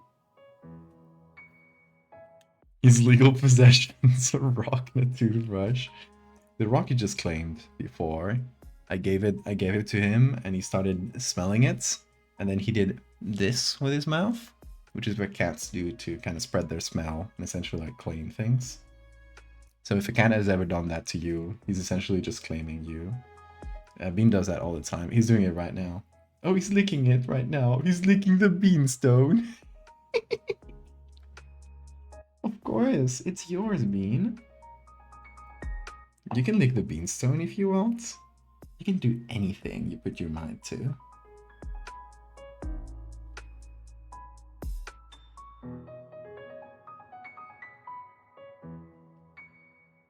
Wanna come over?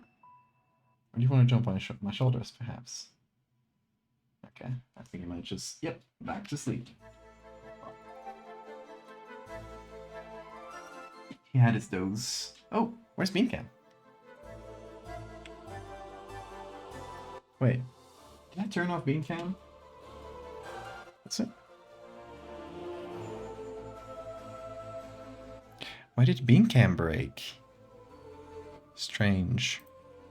Hold on just a sec. Yeah, I guess I don't know. Somehow it turned off. But should it be back now? No.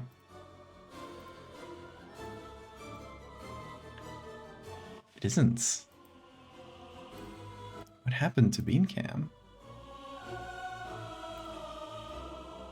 Just turns off on its own.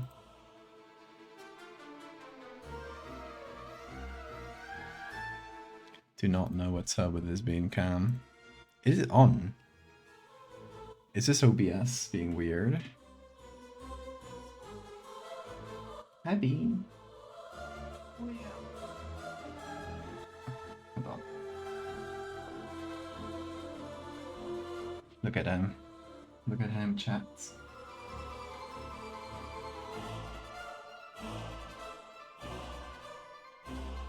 Yeah, I don't know why the smaller Beancam that shows up on the main screen. Don't know why that's off.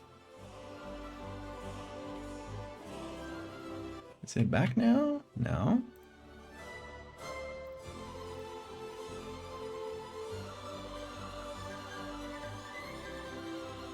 Let's see if I go to the browser screen. It is on the browser screen. It's off here. How strange. Okay, let me just, hold on, I'll do a thing. I'll remove it from here, go to the browser view. I'll find Beancam, I will copy it, and I will paste it on here. There we go. Now it works. Strange. But hey, we got it to work. I think it... Wait, where did it go? Beancam. Here.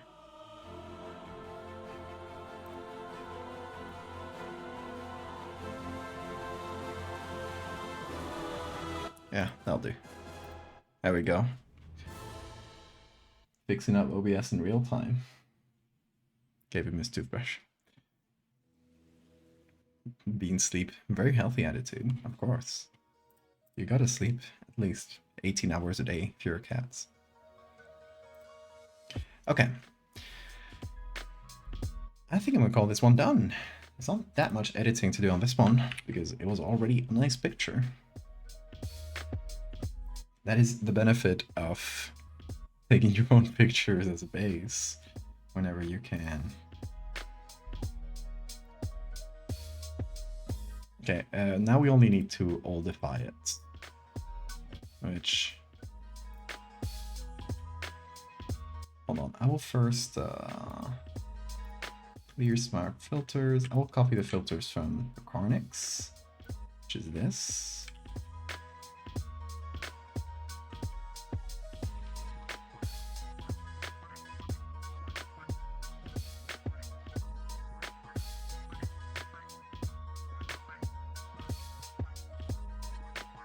Maybe a little less blur.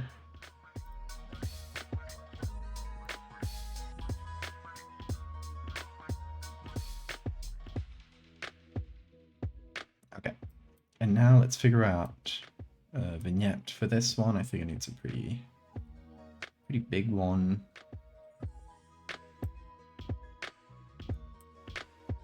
That's fairly round.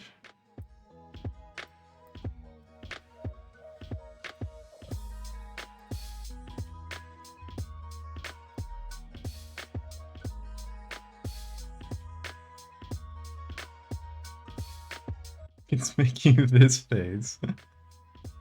Kinda is. I mean, that's the face you make when you got that deep itch and you scratch it.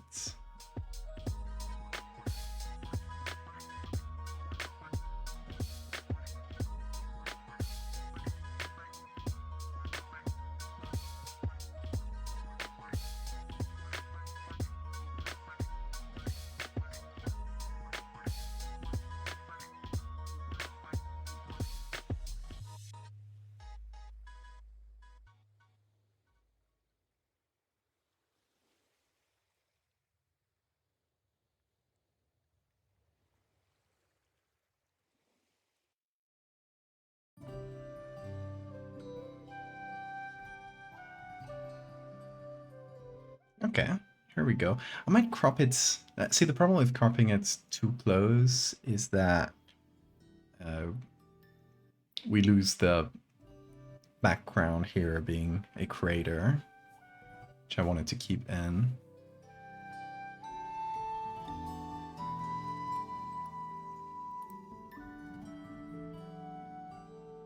And we can add a little bit of sepia here.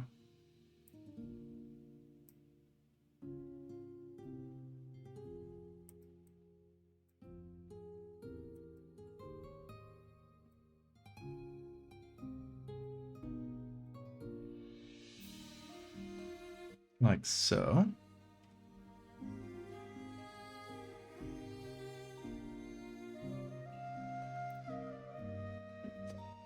And then we add damage.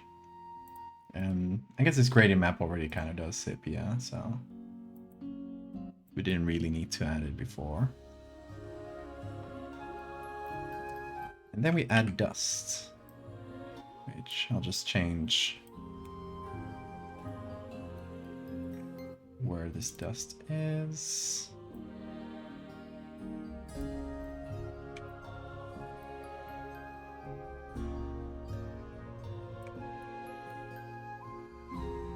And maybe we add another layer of dust. But we invert it. And we add that on multiply. And that gives us some darker dust as well, with a lighter background. And then maybe, let's see, let me go to some of my grungier textures. Grunge. Let me try one of these.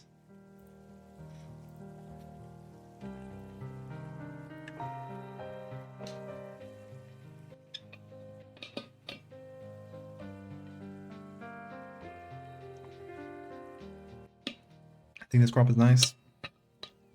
Yeah, we'll see when it's on the book itself. If it ends up being too small, I'll just fix it up.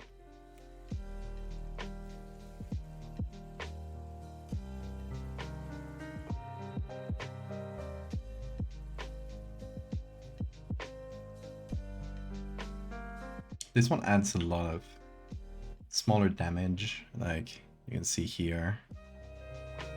I think works really well.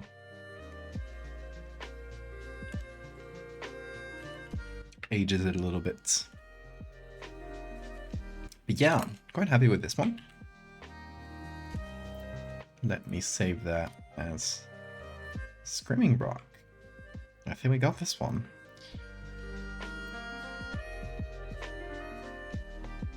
Now, I wanted to maybe do an area for Akaura, which is the 5th area in Dreadfarer, and one of 2 secret areas you can visit later as you obtain some of the, as you go through the game. You can't go in at the start of the game, but as you go through, you'll be able to visit the specific area of Akaura and then a second secret one. And this is basically like underwater horror. You need to go in with a submarine and like an old school diver helmets to see what's down there. And yeah, for the areas then, we're gonna go with something like very dark, very, you know, old school underwater photography, which is pretty like lo-fi. You can't get something super detailed from that, but I think that will just add to the vibe. So let's see. I haven't quite chosen which area we can do, but let's see. I'm not gonna read all of them because that would be a bit spoilery.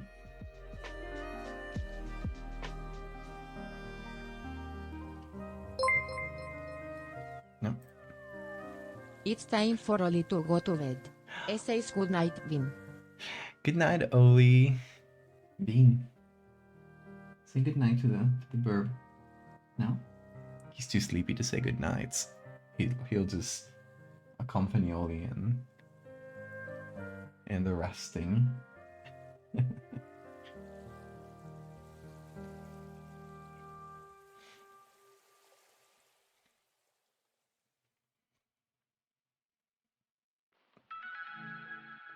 Okay. One that I might want to do is a big lighthouse. An upside down lighthouse.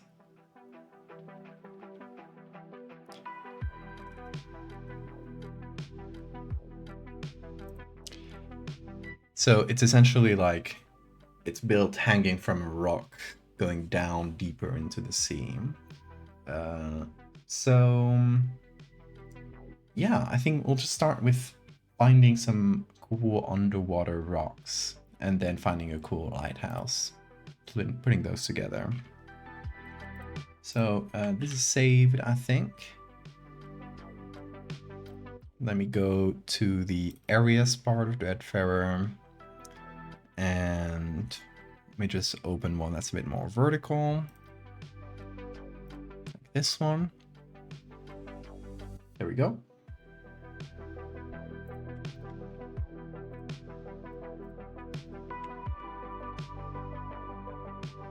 We're gonna save that as I'll just call it lighthouse. No. Okay, so we got our base. Let's start with right here, looking for underwater maybe. Oh. Here.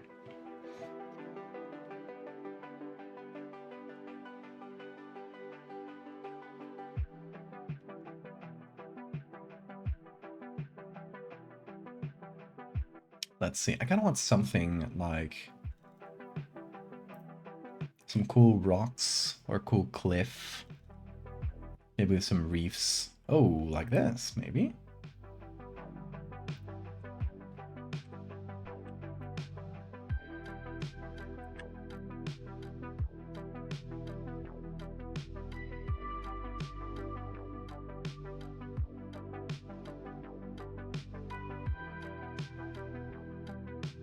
Yeah, obviously the scale isn't there. Obviously we have a person, which we need to remove.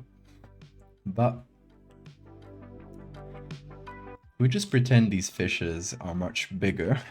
We can have a whole lighthouse coming from down here, maybe.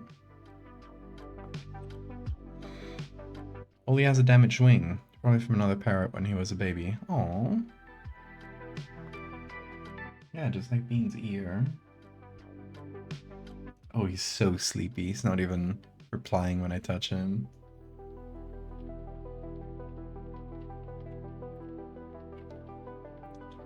Okay, let's look for lighthouses.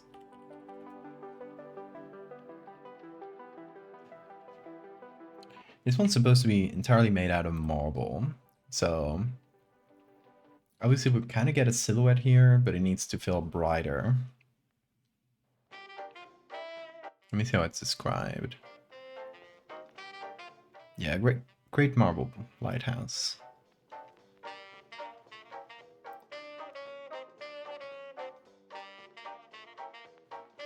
Don't know when this resets. Oh, it reset for Siphon as well. So that's strange. I think it might have been me not streaming for a bit that somehow reset it. I'm not sure.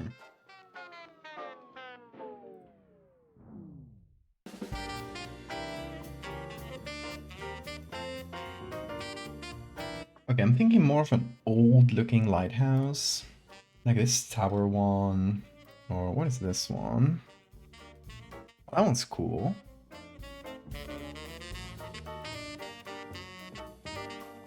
Yeah, something more of a non-standard lighthouse. That's the same one.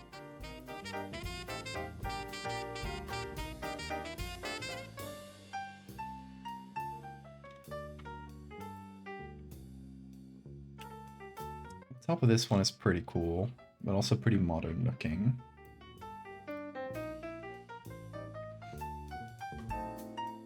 Oh, that one's cool.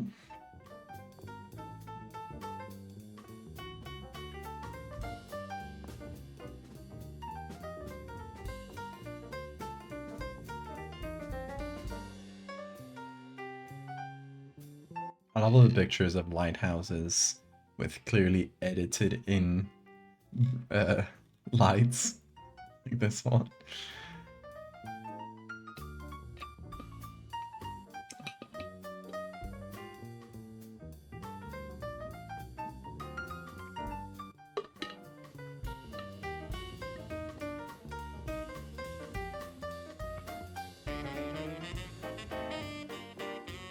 Here's my reminder to everybody to go watch the movie The Lighthouse if you haven't yet.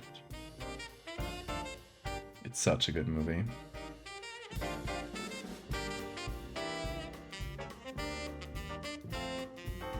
It is my vibe, TM.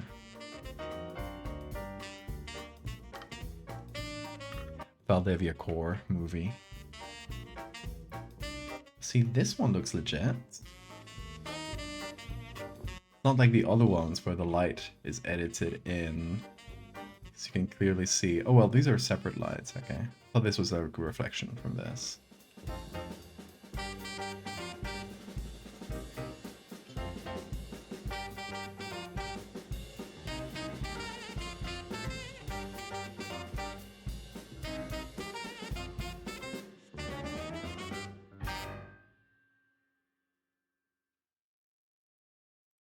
Silhouette of one like this might look cool as well.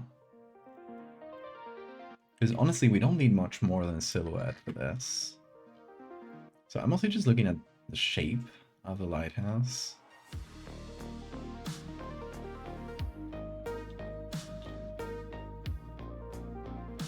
Oh, look at this fancy ass one. Too metal looking, unfortunately, for a marble lighthouse, but it is a cool one.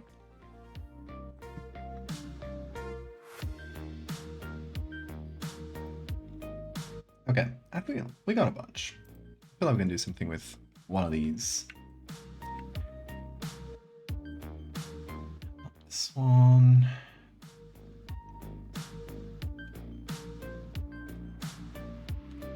I feel like this one's pretty cool. Start out here, do a select subject, and wait, shit, we can't use masks. Oh my god. I forgot. I thought it was only for one edit, but I did say the rest of the stream. I really cursed myself with this one.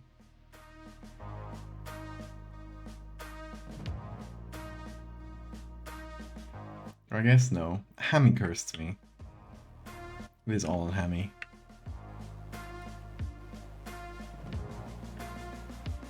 So yeah, I guess we'll make it its own layer.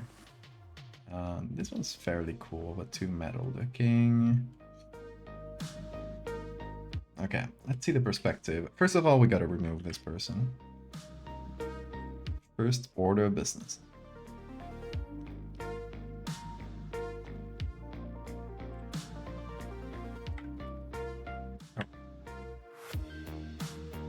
So, and we do content aware fill. Oh, this looks pretty good. Yeah, that's good. Okay.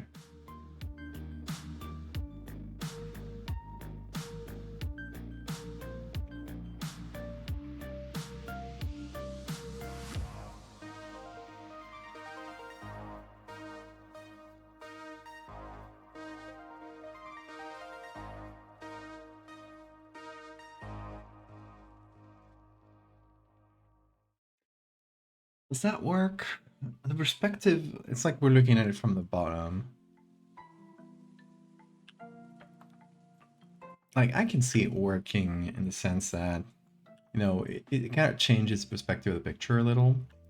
Makes us feel like we're like above this like little overhang. And we're looking down at this hanging lighthouse.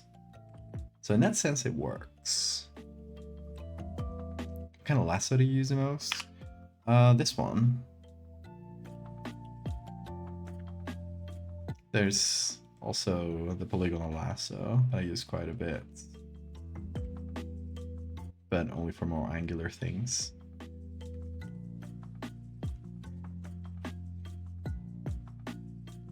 Are you trying to gather intel to ban a Photoshop tool? You're trying to add to the suffering? It feels like a very pointed question, yeah. I shouldn't have answered.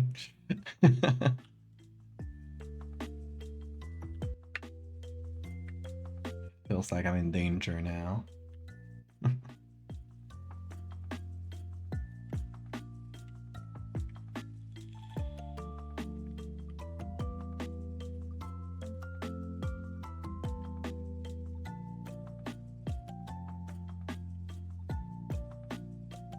Yes, but for the future. Try to remember that. It would be really unfortunate for Val if people with lots of points collaborated to make him ban a bunch of tools for one stream. Don't give them ideas, Mectal. God damn it. I'm trying to avoid that. So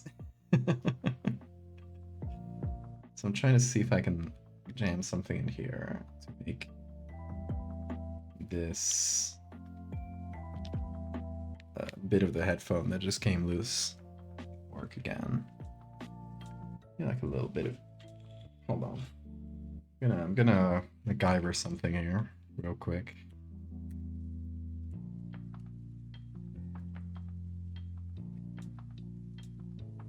I really like marble, fun rock. How acidic is the ocean water? Because marble's got like calcium carbonate. So if the water is particularly acidic, it would be slowly fizzling away. I don't know much about how acidic water is. Like what would make it acidic, but this, if that helps in any way, there's like a small sea that's just flanked by a bunch of islands. So it's not like an ocean. It's not as deep as the ocean. Also, look, that's what I'm MacGyvering here. I'm trying to jam this in here and hoping that it keeps it. It does kind of keep it up, right? Okay. Oh, it's better. Now that grips on my ears a bit better. Nice. Nice, nice. It's not ideal. Like, it's still going backwards a bit. But I'm trying. Hi, Soup.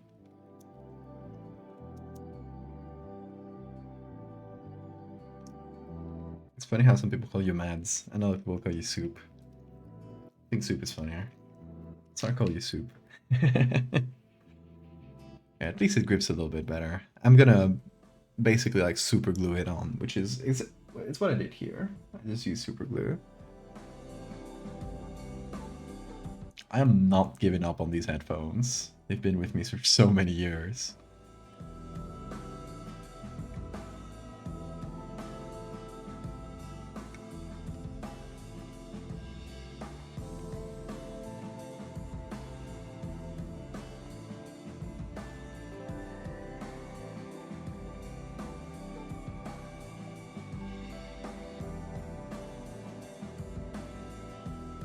I like them both. I guess no harm.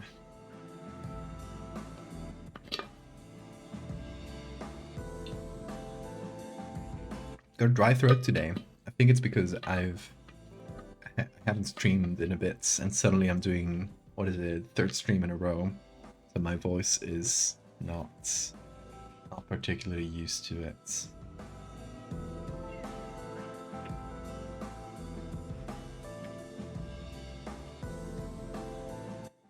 My problem is the scale with this.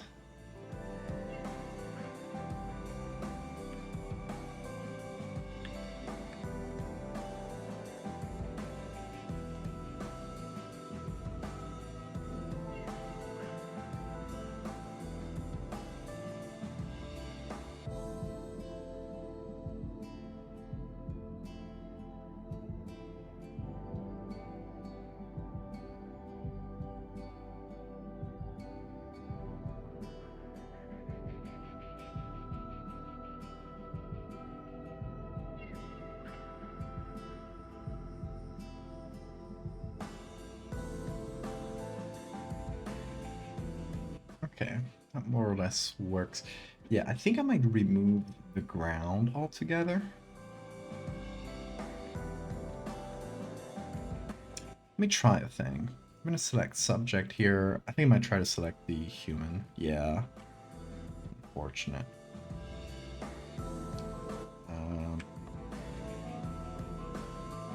I remove the human. If I do select subject, it somehow selects this? How? What is this Photoshop? The hell are you doing? Okay, I don't mind, because it gives us a start, I think.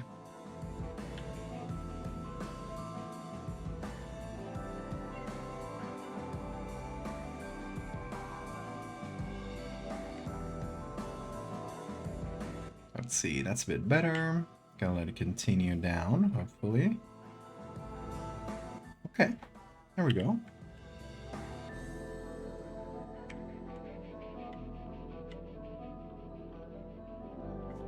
And await without masks. I guess I can do this. Yeah. Okay. So now I'm gonna look for underwater again here.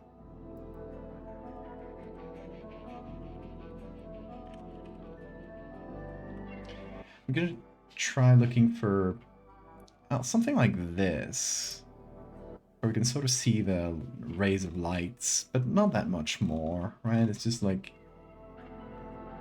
when you're still like not super deep underwater and you can see the light streaming from above. I just sort of want that texture because I just want like a plain background.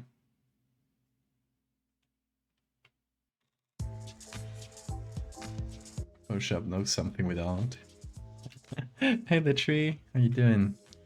It would be really funny if you hit like select subject on a Photoshop image and it suddenly selected a perfect humanoid shape in the middle of the background, like in the darkness where there's nothing else. And you check and it's pure black, so it's Photoshop is seeing something that we aren't. That would be a fun horror story for people who know Photoshop. Bit of a narrow audience for that one.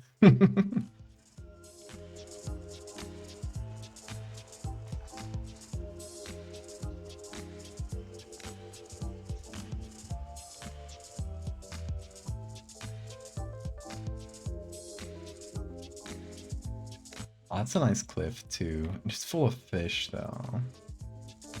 Which, like, I don't mind the fish themselves, but the problem is the scale once again. We want this to feel like a huge cliff.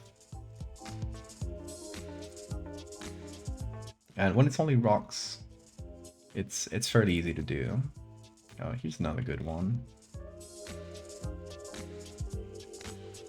Okay, we got some good ones, I feel like. Let's see.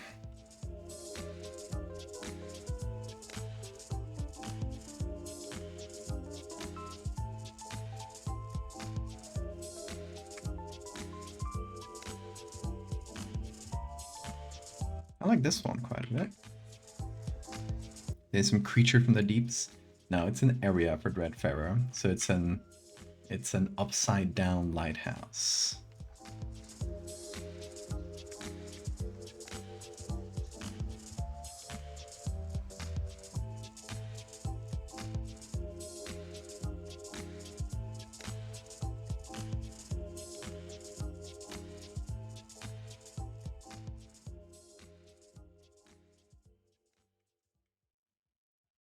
You know what? I might keep... I like this little rock kind of jutting out from below. I dig that.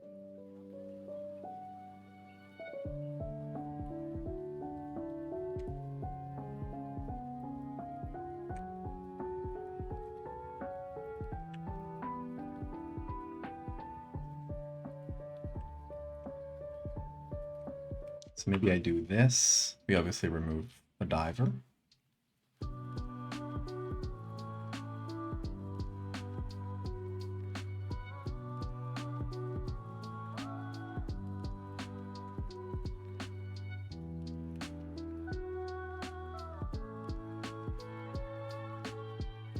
do content aware fill. That does it.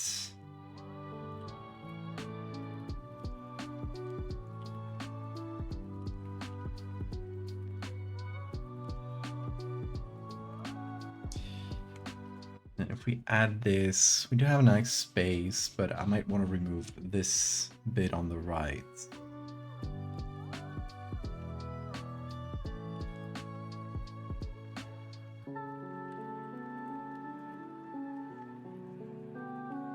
Or actually, I'm just gonna use clone stamp. There we go. Bean spasm.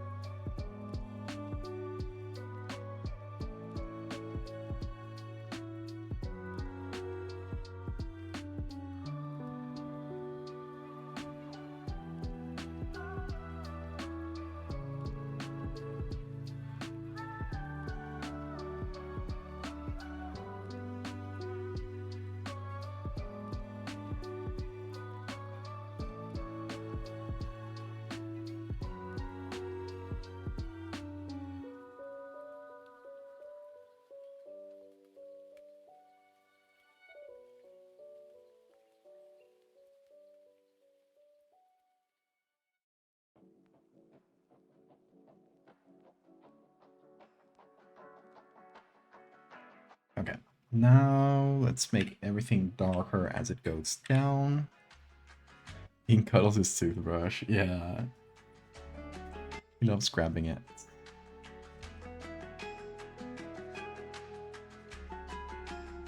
Gotta never lose sight of your toothbrush, Bean. You never know where it may go.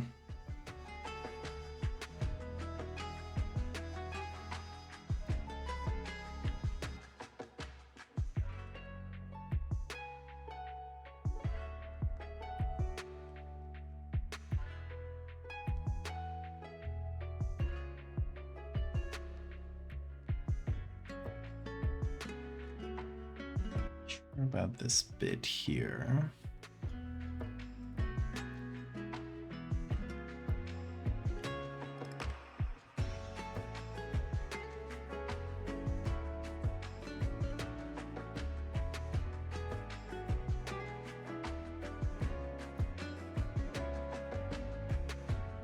I want it to feel like really dark as it goes down.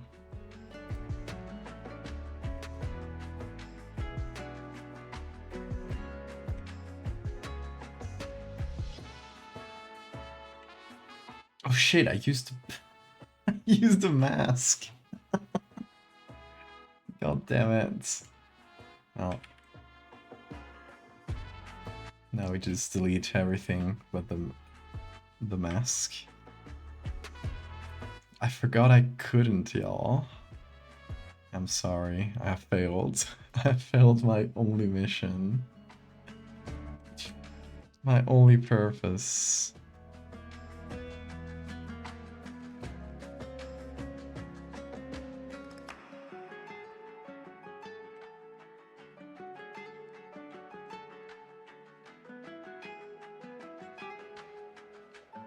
Hi, Bean. Whoa, you clicked. Hi. Oh, hello, my boy. What's up? You wanna come up? Yeah, come up. Whoop. There he goes. IRL googly as punishment. Oh, thanks for the save reminder. Where should we put an IRL googly? What do you think, Bean? Should we put it on you, Bean? Hold on, I think that would be really funny. Stay where you are. Don't get excited, Bean. That's not a treat bag. No, that's not a treat bag. Look, that's a googly eye. Don't worry about it.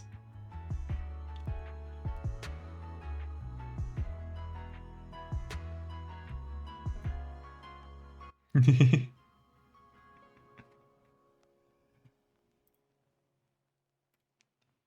oh, wait. Why can't I change the scene now? OBS? Why is it acting weird? I can't change the scene, y'all. Well, being open this third eye, we can't see very well because OBS is freaking out. Yeah, I think. Oh wait, it's not OBS. It's literally everything outside of Photoshop. Huh. Okay, something's definitely up. Yeah, I can't click on anything outside the Photoshop window. Photoshop works fine. Okay, that is really strange. Oh, there goes his... We need to get to the bottom of this. Okay, Alt-Tab. Nope. Let me Alt-Tab to OBS. Nope. Huh. What if I create a new layer? Okay, so if I create a new window within Photoshop, that works. I can still click on stuff.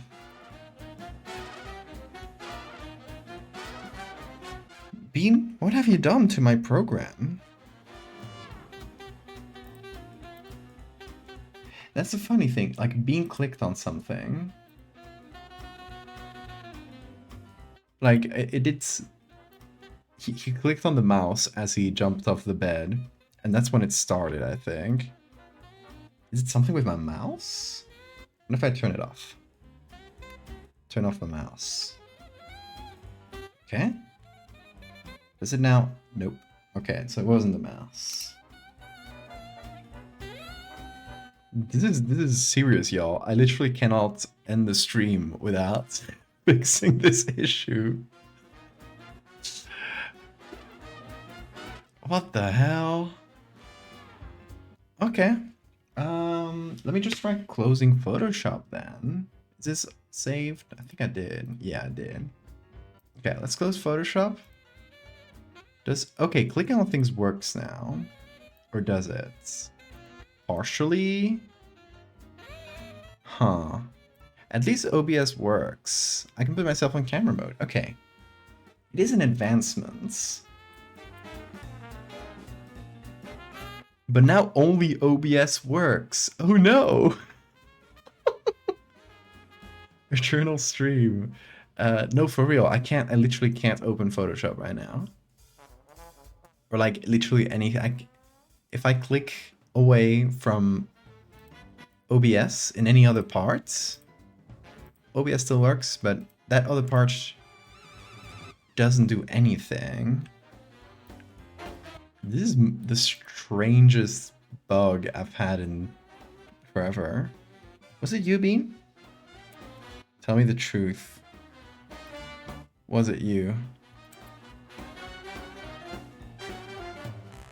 Hey Jennifer, you came in right as my computer is freaking out.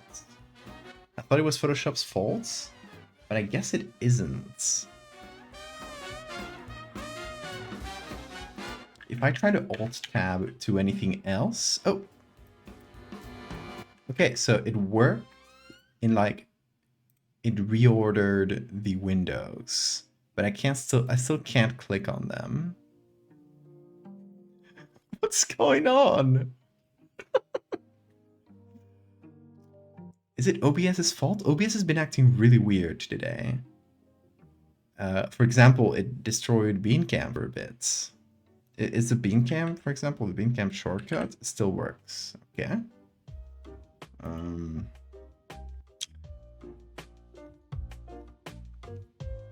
Can I open Task Manager? No, because I can't. Maybe like this? With the shortcuts? No. Oh yeah, it does, Okay. Okay, now it works. Task Manager opened. And I can click on it. Which is... Wait! I can click on everything now. Huh? Okay. I guess it fixed itself. What the hell? Alright. Remember that dream house curse at the beginning of stream. Because you tried to avoid your fate with the curse from there. That's true, it's the curse. Oh, bean. Ouch. He saw this and he thought it was a treat bag. You dummy. You're a dummy. That wasn't treats. That's okay. Oh, no, don't eat the googly eye. Okay, let me reopen Photoshop. Literally Task Manager clutch. Somehow opening Task Manager just fixed the bug. I don't even know what that bug was. But it didn't rise, yeah. Bean downloaded a virus. Oh, Bean. Come on. Come on up. Come on up. You drew something for Bean? Wait, start rec room? Hold on. Oh, this is so cute. Yeah, it's incredible. I'm gonna put that on the fridge. Bean and Oli. Okay, you can go. Don't. I need to clip your nails a little bit, dude. You're not scratching enough. Your nails are too long.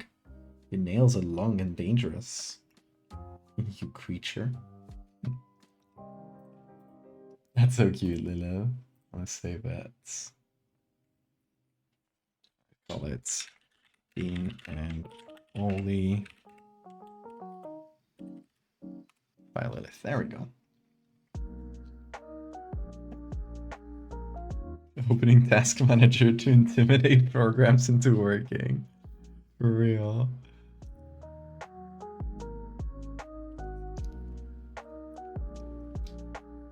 Bean, you need to scratch more. You need to use your scratching posts.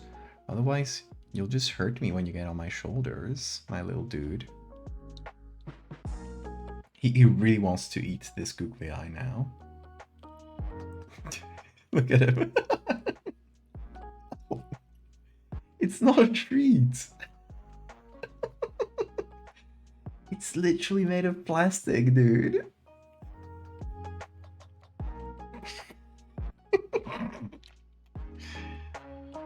You big dummy. Scratching post simply hones the nails, making them sharper, but also shorter. Being craves the microplastics. Okay, now he's licking rocks.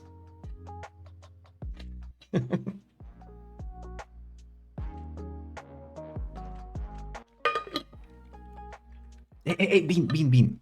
He's now... Okay, he now tried to eat the escape key. So that's kind of like outside. It's on its own. He tried to eat the keycap. Bean loves plastics. Stop. No. No, you can't eat the keyboard. Why do you want to eat the escape key? Do you want me to never escape? He wants me to be with him forever. So he doesn't want me to escape. Is that true? Are the rumors true? That you love me? Who knows? We may never know. Bean is feral today. He is. He's being really funny. Where do you want to go, Bean? Hop on? He's kind of looking at me like he wants to hop on my shoulders, but I'm not sure. Let me clean up your face, dude. You're dirty. There you go.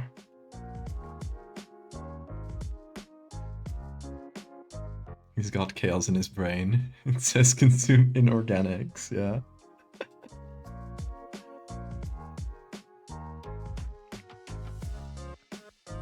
Okay. Oh, Venus. going to explore. Hope he enjoys. Okay. Now Photoshop works. Thank God we didn't lose any work. It was just a weird bug.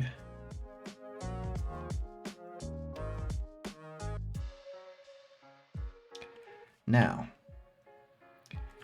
trying to get the, where were we? Trying to get the seabed.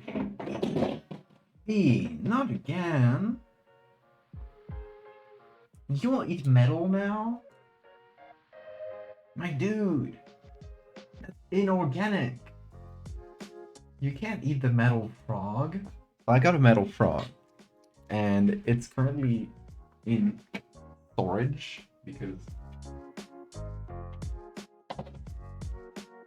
I used to have it like behind me in the stream background, but currently, as you can see, I still haven't put up the shelves.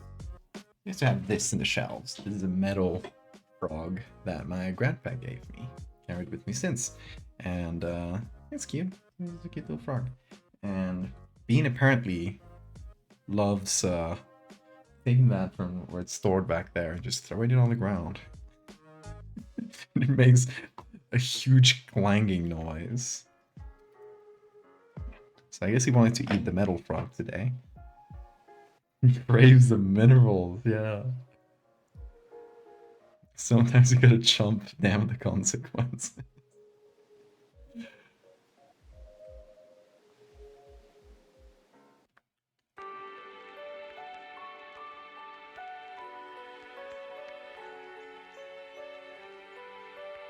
Oh, I think I overdid the eraser here. See, that's the problem with not having masks. But we'll fix it.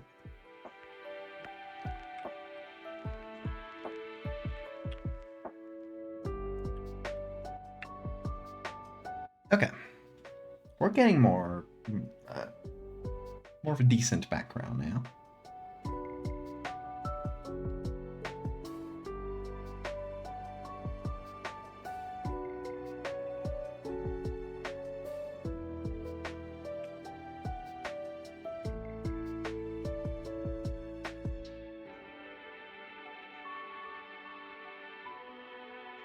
Now I'm gonna do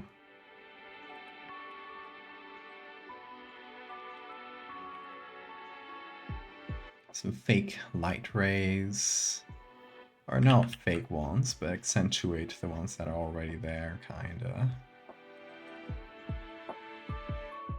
Being here on my nose, got it before I got inside my nostrils.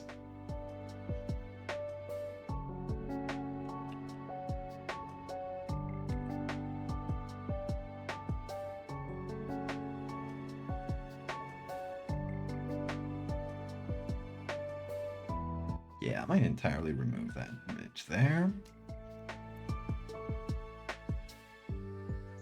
Okay, so this is a lighthouse.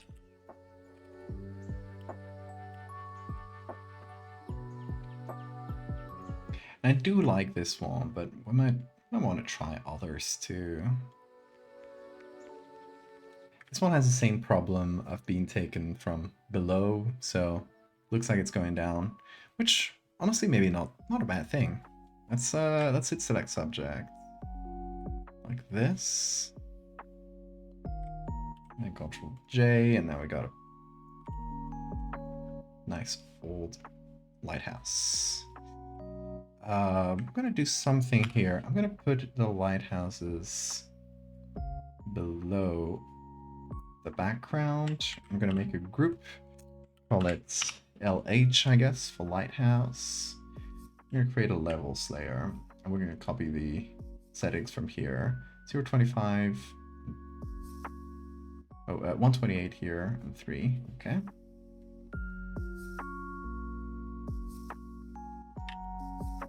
$128, 0.20 something it was, and 3.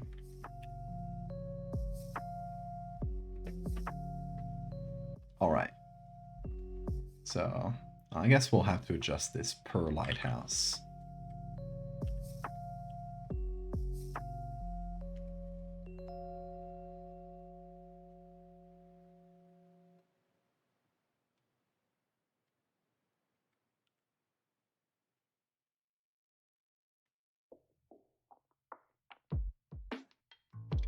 The thing about our lighthouse is it has to be, well, it is marble in the description, so this one feels a bit too dark. This one, for example, we can see the white on the side, which is pretty nice.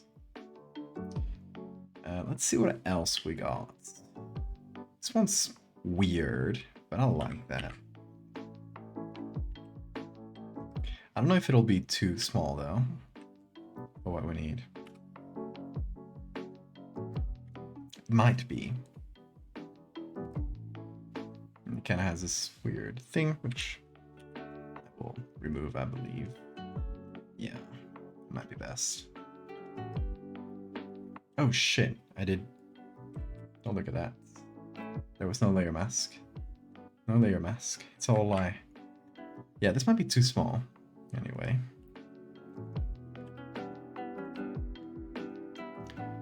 And also, don't love the perspective. This is the first one we used. This one has the lights, which the description specifically states that it has nothing that can create lights in it, which is part of the mystery.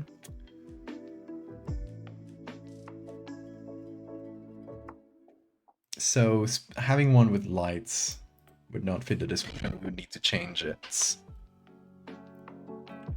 Well, this one is a silhouette, which, you know, kind of works for what we got. But I would like it to have some texture. Like maybe this one would be nice.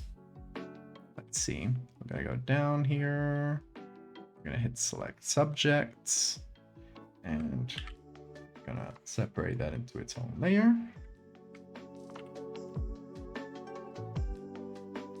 Put it with the other lighthouses.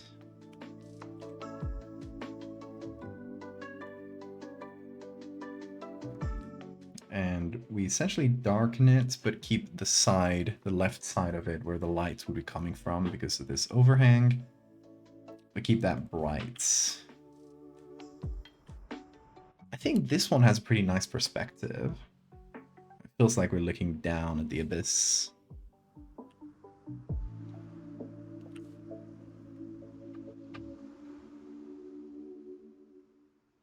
Like we're looking at this thing from above. Maybe I would add a bit more darkness below.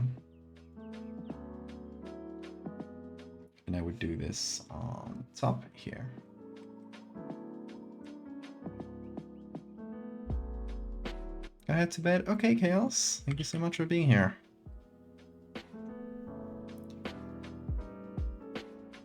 Have a good night.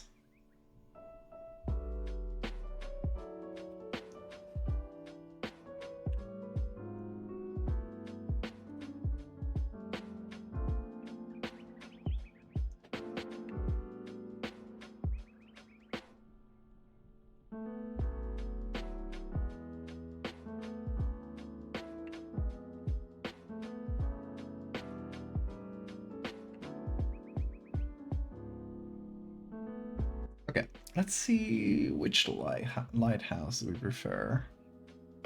Already gone through all the ones I thought were interesting. This, don't love it. It just doesn't have enough definition. This one feels too dark. And this one's quite nice as well. Kind of in between these two.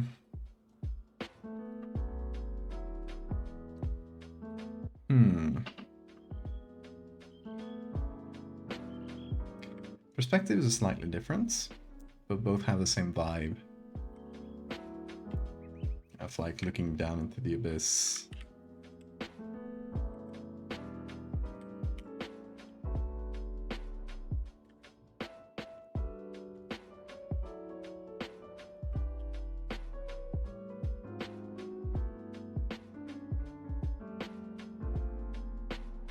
flip them around, it feels like we're looking up at a cliff and there's a lighthouse on top. So the perspective, I think, works in that regard.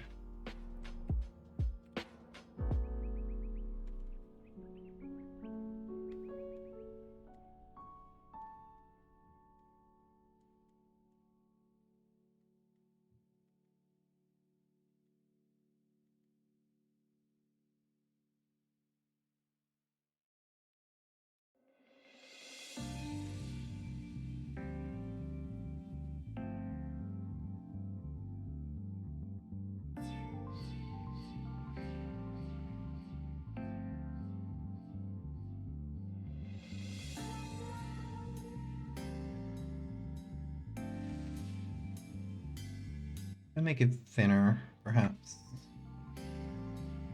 Makes it feel longer.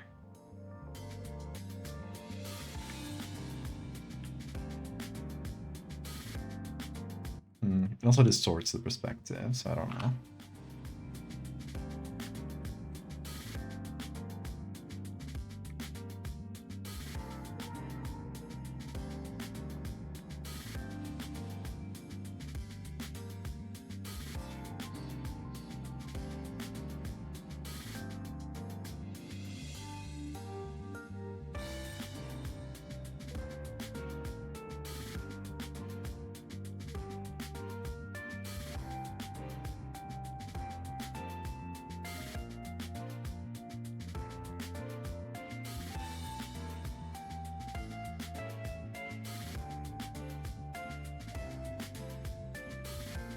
Okay.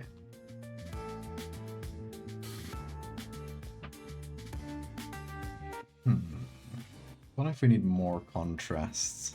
Like, this is pretty nice. I feel like the lighting fits there.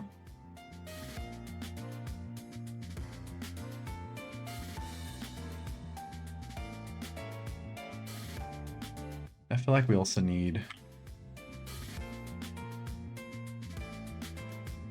some contrast so the lighthouse doesn't get like lost in the darkness of the image, 'cause it's a fairly dark image. I could add that like at the end though.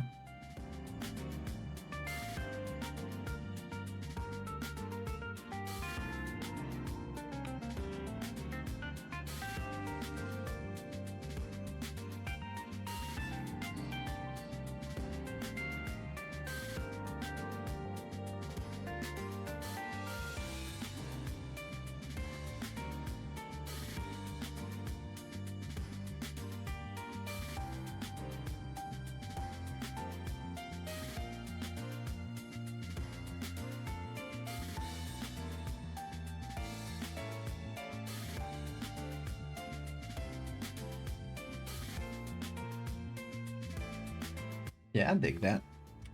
Okay.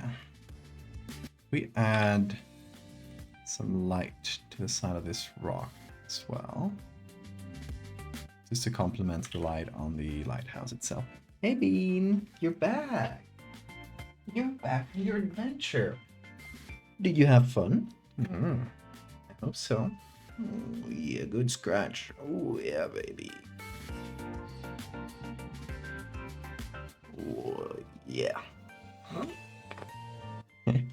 You go.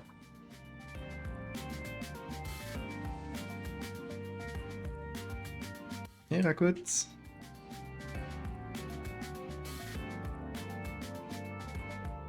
Okay, you wanna go to your bed, Bean? Or do you wanna... Okay, he's back. Back out. Still on an adventure.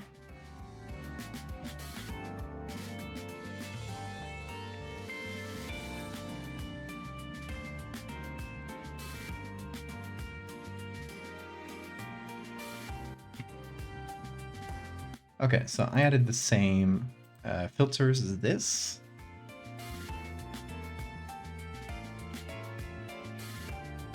That's very strong damage. Gonna go lighter on that.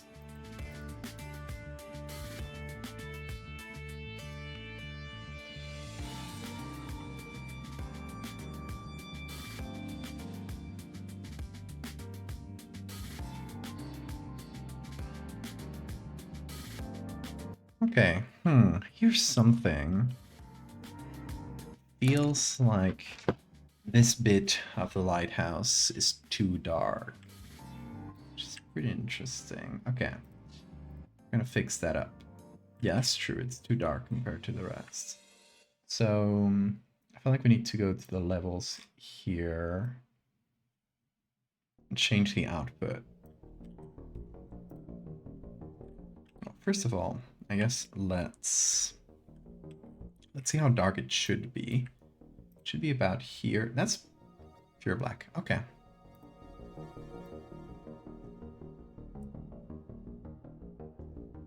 That's about, I don't know, 4 to 6.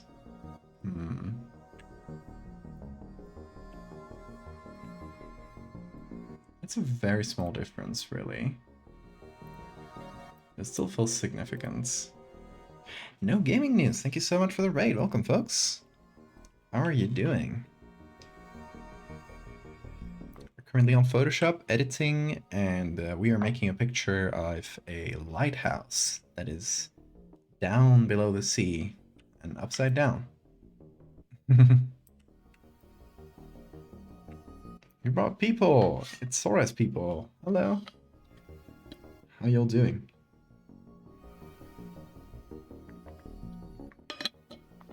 What did you stream? You had a good stream? I'll show you what we did before. I'll show you my cool rock. This we're currently making illustrations for an upcoming game called Dreadfarer that I'm making. I'm also writing, and this is a game set in the early 20th century where you explore Indiana Jones style and you find cursed artifacts.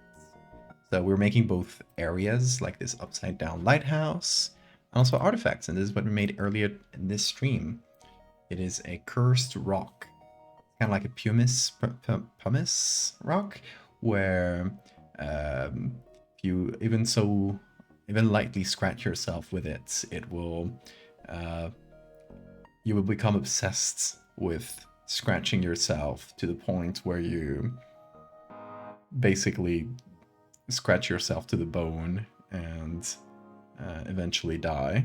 So it is very cursed.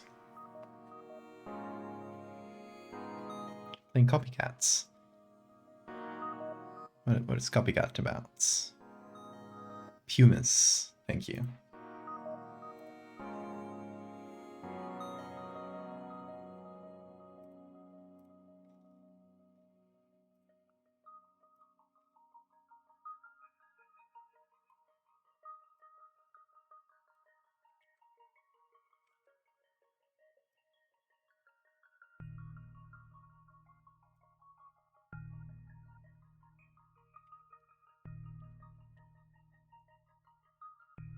Rock that makes you incredibly itchy, exactly.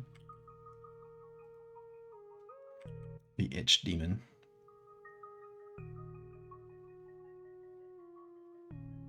I was joking, okay. Well, it's pumice in Spanish, so pumice makes more sense in my little brain.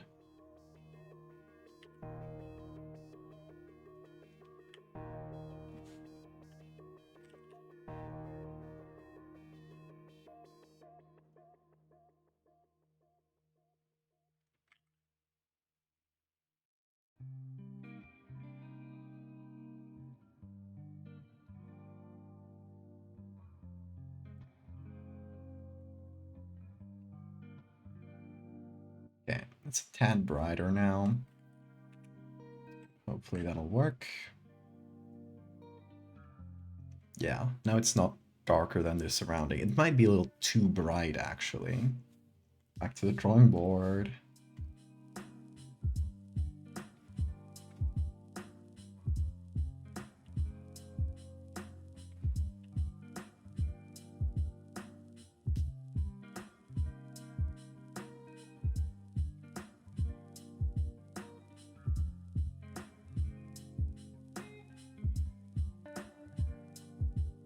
Oh, I know what that was.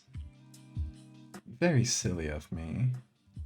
Of course, I just had a soft light layer that was above the levels, so it was not being affected by all the changes I was doing.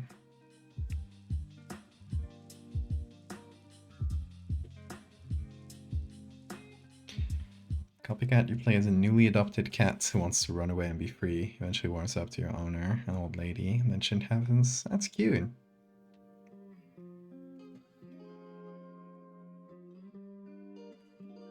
Oh yeah, talking about gaming, this is a reminder that tomorrow we are going to be playing the Home Safety Hotline DLC. That's coming out. Because if you didn't know, I made a few images for that DLC.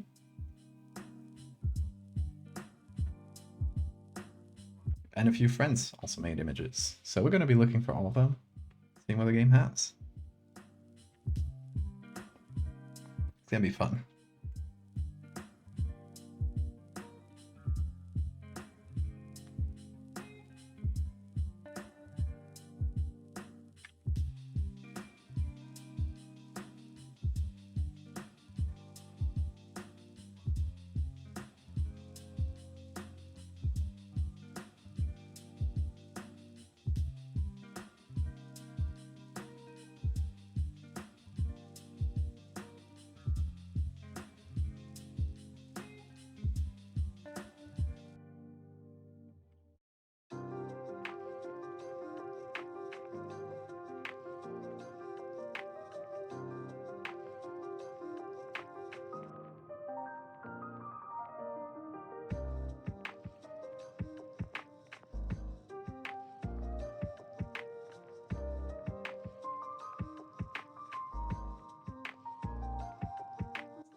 Too bright.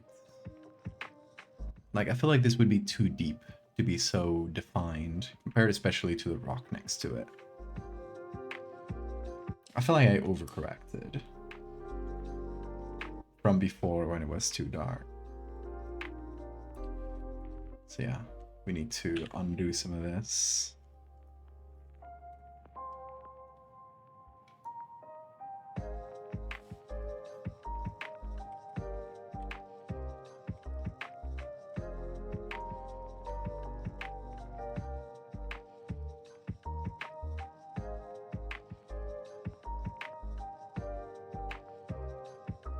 Let's see now. This is a really like fine job. So we're like just turning the knob a little bit, seeing what happens, turning it back. I feel like that's a good middle ground. Yeah.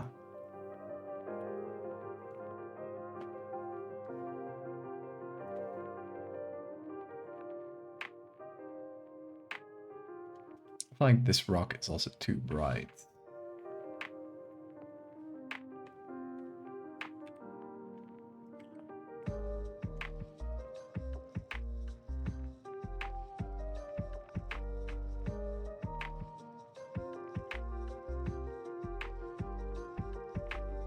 Just a tad. Why is that? Oh shit, okay. This should be whites. There we go.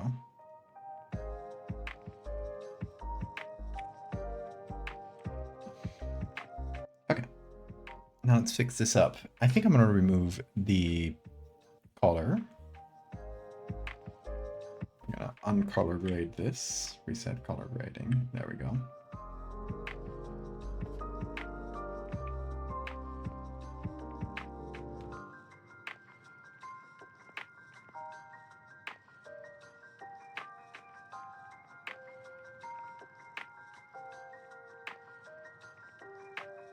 And now this is mostly a game of moving these knobs around, seeing what we like best.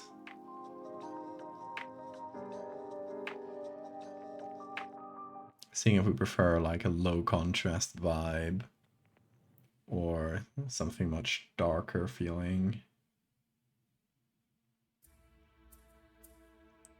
Honestly, yeah, I dig the darker one.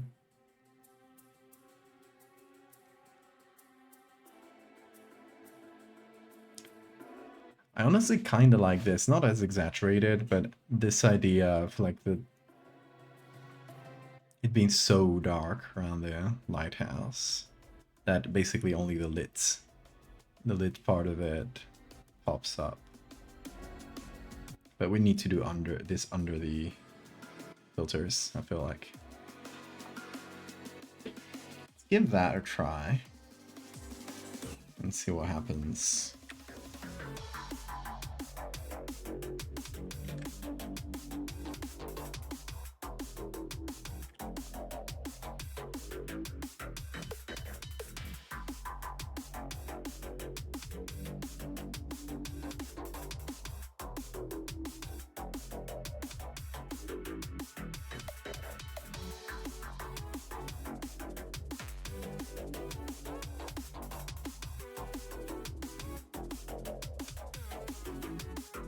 Let's see, and maybe if I add a little bit of lights to the other side.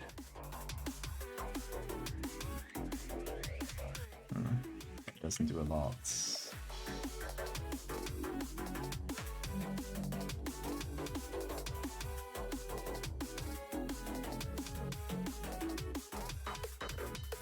That's better.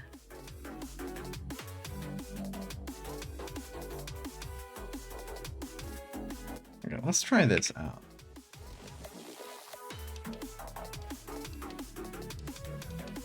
Compared to this. What do you guys prefer? Do you prefer the dark lighthouse or the dark background?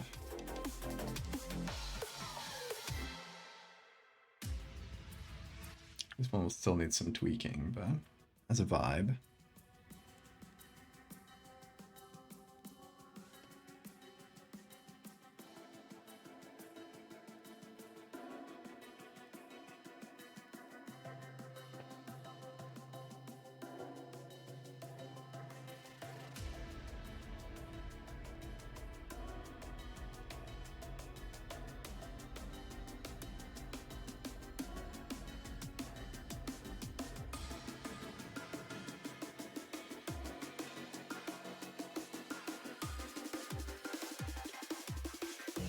You feel kind of off. You don't know if it's because you're not used to seeing a lighthouse upside down.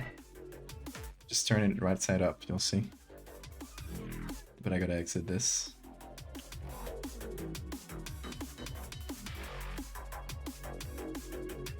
I feel like it works right side up.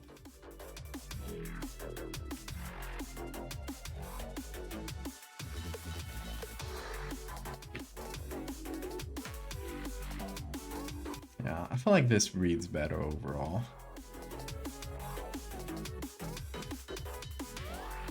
Let's keep going with it.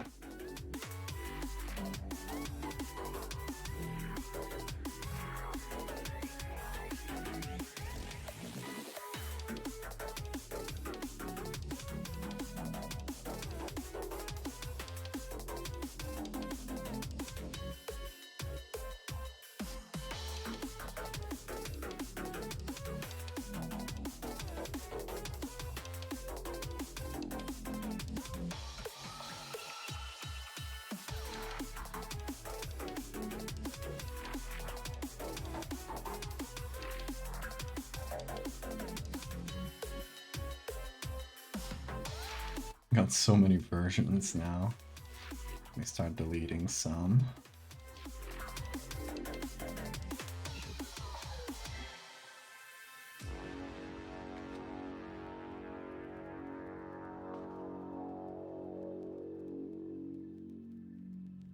That other rock, yeah, this one's nice. It just kind of implies there's more stuff in the deep there. I like that. Okay, I feel like we need higher contrast for this.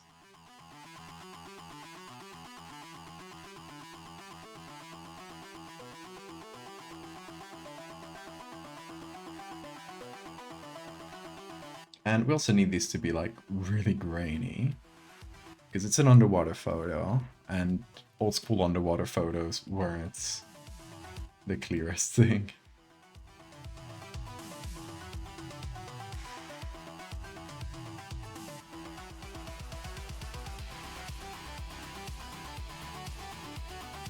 So just generally blurry and hazy.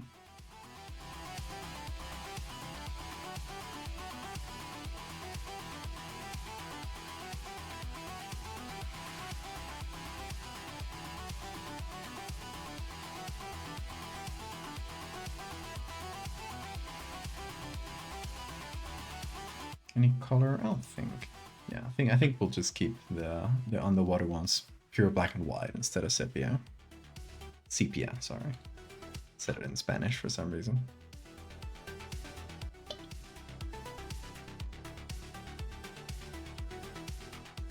Let me maybe blur it a bit more.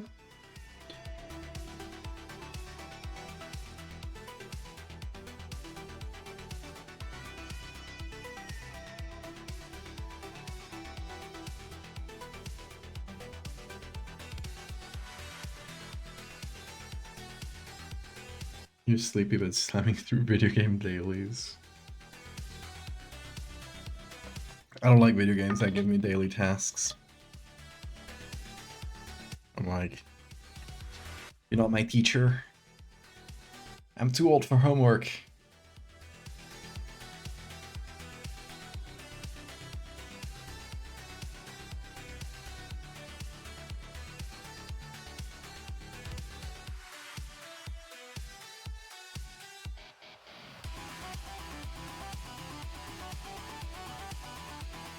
Do something. I'm gonna blur the lighthouse. I feel like it's too clear. Sorry. My throat is so dry from the curse that Lilith gave me. It's actually dry though. So Lilith, your curse did actually work.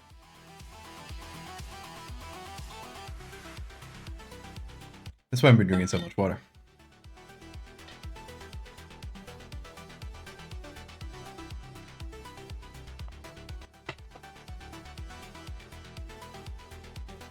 That rock looks like a leg. Huh? I don't know how you see that.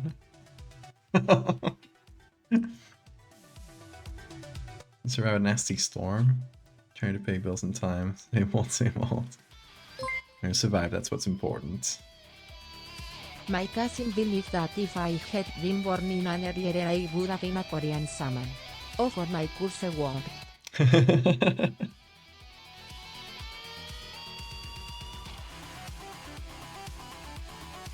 The shaman curse. Can't believe I've been cursed by my own chat.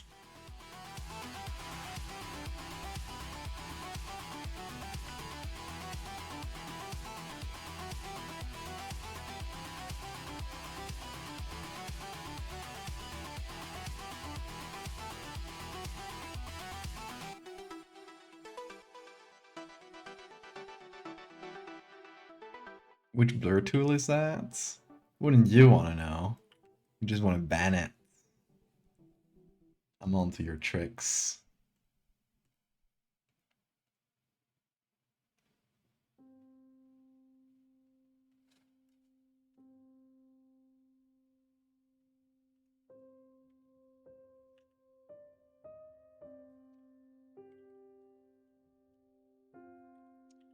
I should add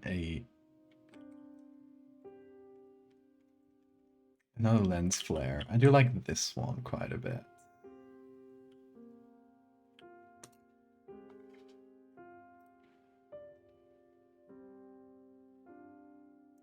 Let's see.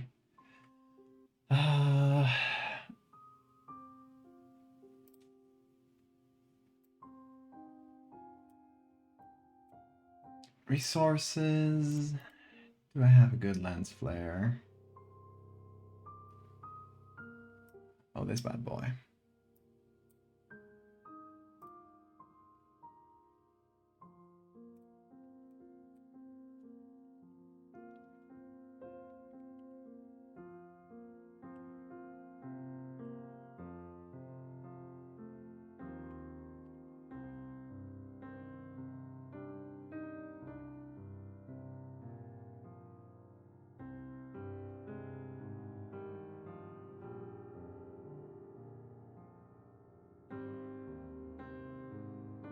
Hey, Bean. Come over. He's crouching up against my legs. Hello. Come on. You wanna get picked up? Oh yeah, you're too lazy to jump on the table. Of course. Lazy cats. You lazy boy. Oh, his eyes are slowly closing. Ooh, slow blinks. Slow blinks.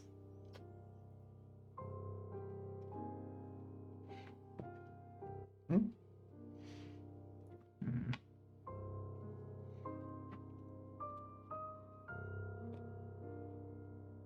What if Lilith is trying to learn a craft from a seasoned professional? Who are they learning from? Wanna come over?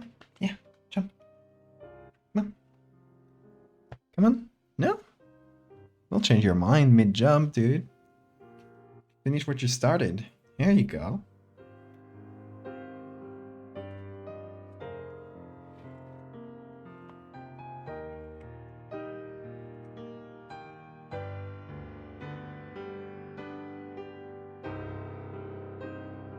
Okay.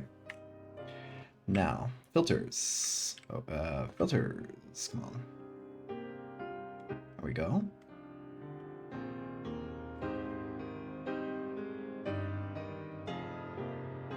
Is the lens flare getting in the middle? What do y'all think? Should I move it a bit? Or does it add to the ambiance?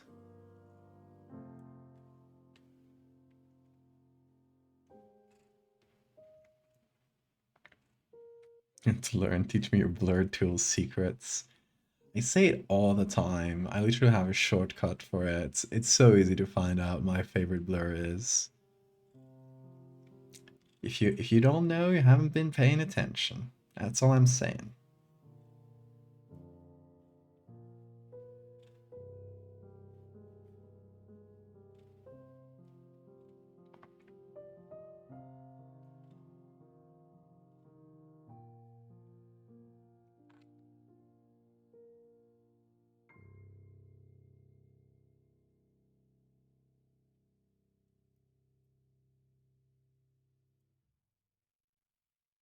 Text is tiny on the screen. You're bad with names. Excuses, excuses. I say it out loud all the time. It is literally like 3 times on the screen right now. Don't ban the bloody tool.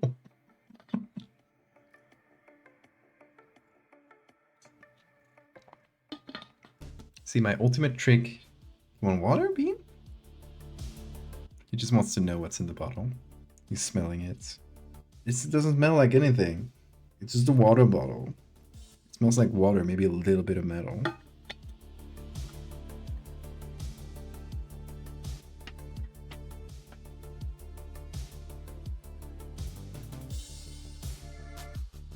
Did I sign it? I don't sign the... I haven't been signing the Dreadfarer ones, in general. Cause it's literally my book, so it's not like the other ones where you're worried someone might crop it and put it online. He wants to chump metal, that's true. Bean? Look at this. The metal frog. Will he chump it? He's scratching himself against it. Do you want to chump that? Oh yeah. He very lightly touched one of his teeth up to it to see if it was edible. I'm gonna pet him. Gonna pet him with a metal. Oh, yeah, he's jumping. Oh yeah. Now he's going at it. Bean wants to chomp metal. Bean, are you iron deficient? Perhaps? Is that why you're jumping metal? Okay, I think it means he wants a treat, y'all. Should we give him one? You gotta stay there. You gotta stay there, Bean. It's treat time. It's treat time. Hang on for a bit. He wants to go to the metal frog. Okay, okay.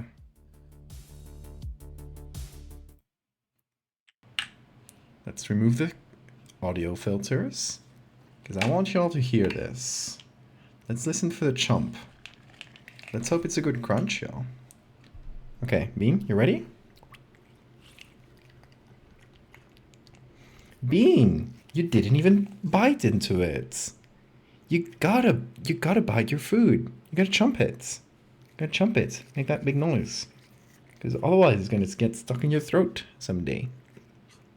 You big dummy. No chomp. Huh. Let's try again. One last one, Bean. I want to hear good chomp in this one, okay? Okay, he chomped it. It wasn't... This one, like, we got some new treats, and they're not super crunchy, so they don't make the big noise as much as the last ones. But there we go. We got a bit of a chomp. Thank you, Bean.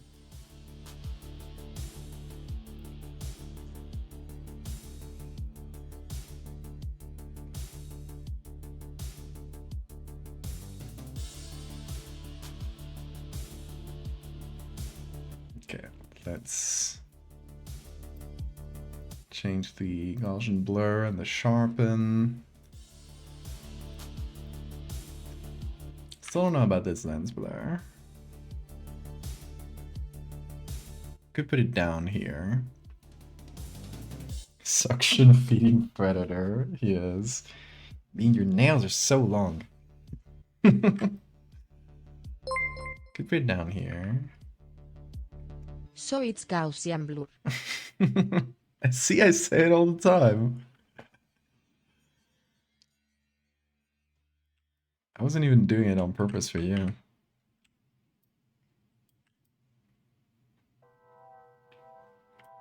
Okay, I'm just gonna do this.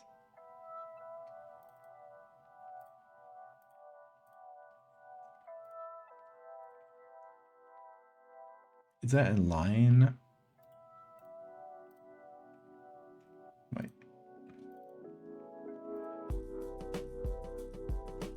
Not fully, it needs to be a bit lower.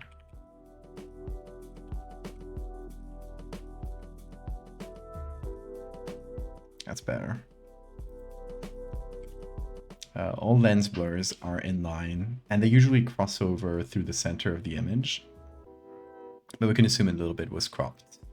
But yeah, if you want to do fake lens blurs, find the center of the image and have them line up in a line that goes through the center.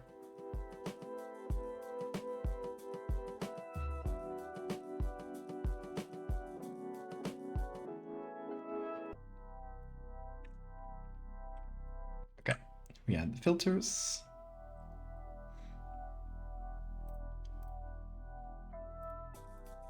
What lens blur do you guys prefer? Or, yeah, lens flare, I mean, not lens blur. I was talking about blurs so much. The big one on the lighthouse or the small one on the lighthouse?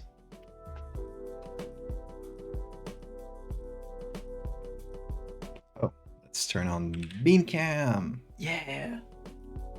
Let's go. Let's fucking go, beam cam.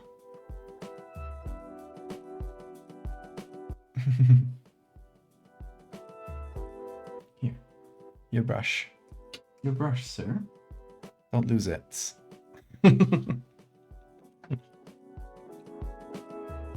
Small one?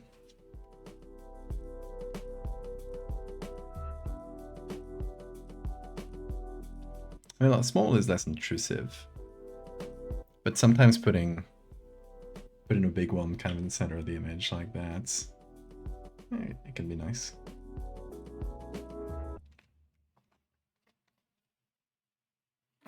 A small one? Go with small one then.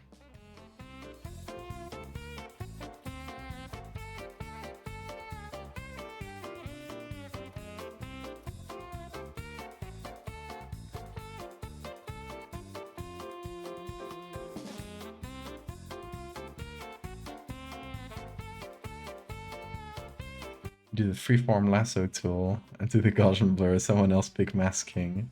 I feel like someone picks that tool he uses to pick up texture from one of the spots. The clone stamp. You guys would ruin my stream.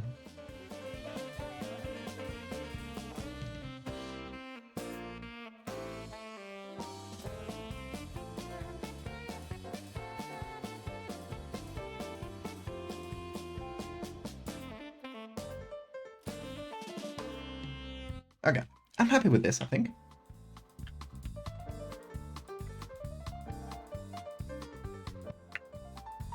So nice, we're 3 hours in. We've made a couple images already.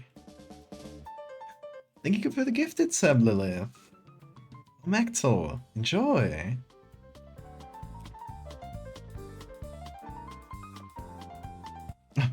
Bean. Sorry, I touched your tweet thing and he woke up just from the sound. He has the sharpest ear in the world.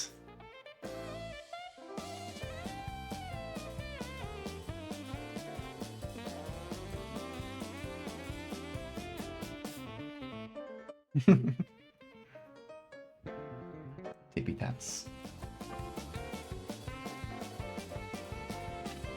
What's that mean? That's chat right there.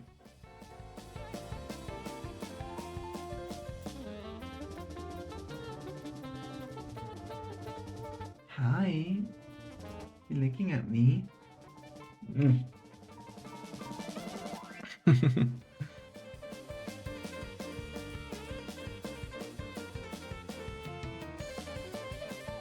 You get channel points once a month for cheering and gifting one sub. You're saving for no reason in particular, I'm sure.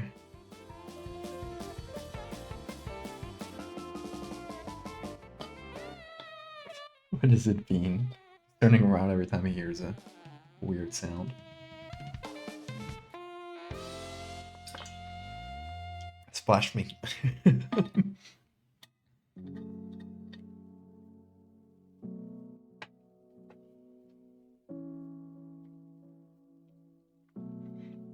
No, Bean is not silly. He's really smart. Don't call him silly. Oh yeah, the damage. Forgot about the damage. Okay, we got a little bit here, a little bit of dust. There's a multiply, so it's black dust.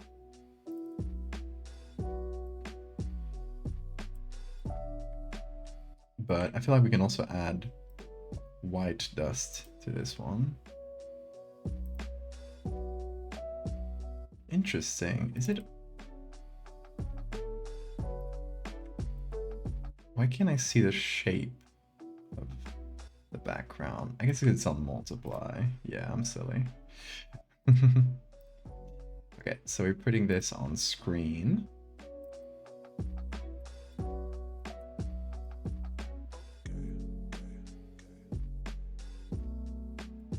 And with that, we're adding some white dust as well. Gonna go a little bit smaller.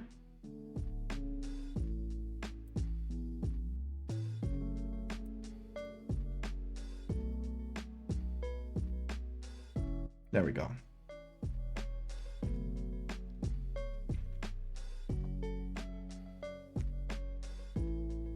Can you imagine if we all banned a bunch of tools for Val, and then when he was too distracted trying to make any progress without using them, one of us just made him close the whole art piece without saving? Coordinated attack. Evil ideas.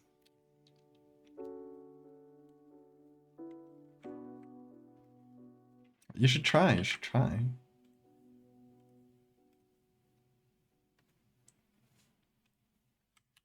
I would fight back. I would make an even cooler edit just to spite you. When is the last time you save on this one? Literally right now. If you didn't see the Control S right there. I've been saving. I haven't forgotten today. Not forgetting.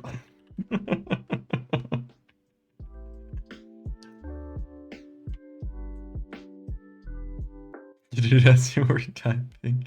Hell yeah. Okay, do we have time for one more? Let me see. I don't have any other ones planned. I could only... I thought I would only have time for 2 today. But it is... Well, I guess it's nearing 6 a.m. It started later than planned.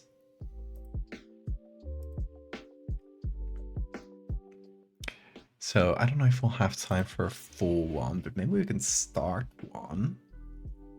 Just a little quick half hour to get one started and continuing in the Dreadfarer vibe. So hold on. Let me see. I have here areas. I got 2 illustrations for each area of the main ones. Some of them have 3. I just need illustrations for Akara, which I just did 1 for, and for the second secret area. So, yeah, I guess we'll do...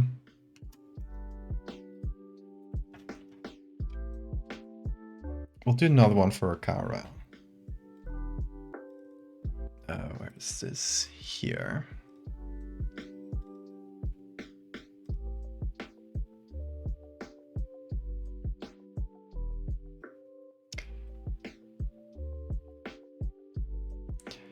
The post-a warning, or mayhaps. That might be a complicated one to start today. Oh, I could do the camp. That's another illustration that's from the first few pages. That's gonna... it's basically the hub area, essentially, where you prepare your each of the expeditions. So it's not an area in any specific place. It's just like a kind of a camp setting. I just don't know exactly what I would use for it. But it's kind of like a makeshift little tent community with like different people from a bunch of different places. There are shops. There are places to sleep. So I don't know exactly that. The problem is finding a good old photo to use as a base. So I guess let's just give it a quick search. If we find something, we can get another edit started here. Okay, we're gonna go to Pickroll, of course, and we're gonna look for... Let's look for camp. I want to see what kind of things we can find.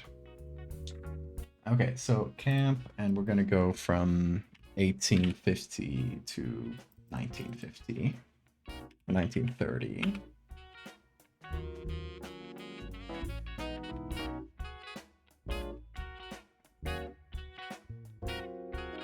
Okay, so we got people camping.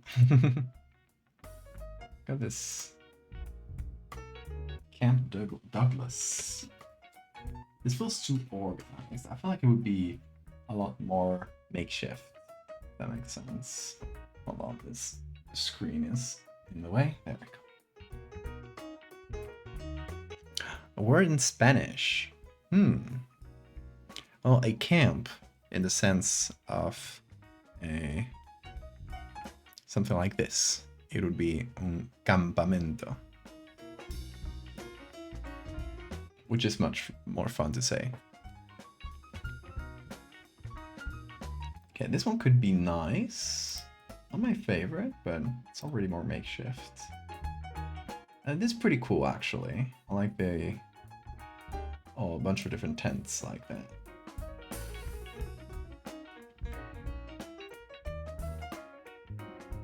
This is a scary picture. So what's going on here?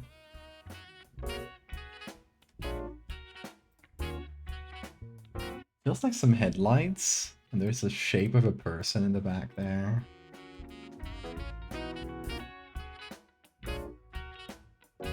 Pretty creepy photo. Really cool lighting there. No clue what it is, but not bad. Oh, that's cool. Black Bear Camp. I guess that's Boy Scouts.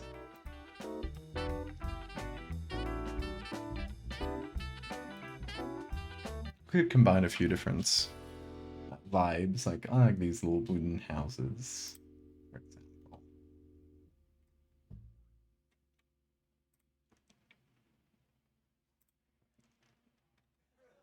And showing sort of a variety of little buildings. Some more like makeshift constructions. Some of them like just regular tents. That's pretty nice.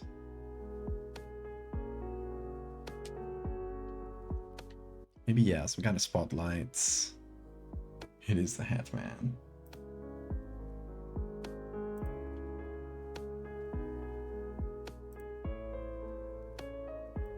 Campfire.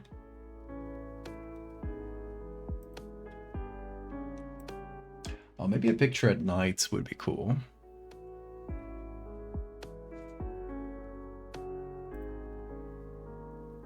Or we see a bonfire and some tents around it and stuff. So we don't really know how big it is. It's left sort of unclear. It's over the Garden Wall season. Apparently they're taking it off streaming platforms, which is evil. So if you can, and if like me, you like to watch Over the Garden Wall every single autumn, get it on physical, because it's about to disappear, apparently. I just saw a tweet about it. I think Alex Hirsch posted about it a few hours ago.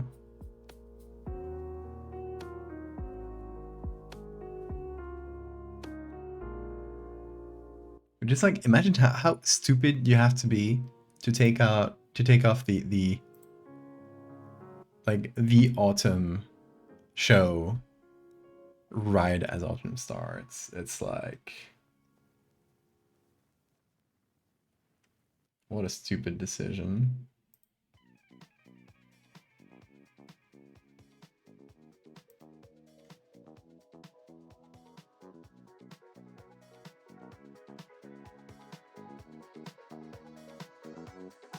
You already have it on physical? Good, good.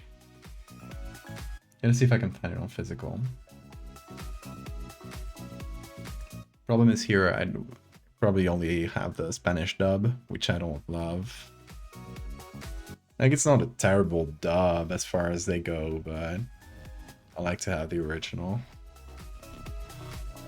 Are they even marketing the physical material? They just assume they're somehow going to drive sales. I don't think they are marketing it on physical. It's just a tax write-off, I assume. This is the silliest. Is it a car tent? Like, is the car part of the tent and just comes out of it? I assume so, right? It's either that or this is a big tent that has a place for your car. A car park.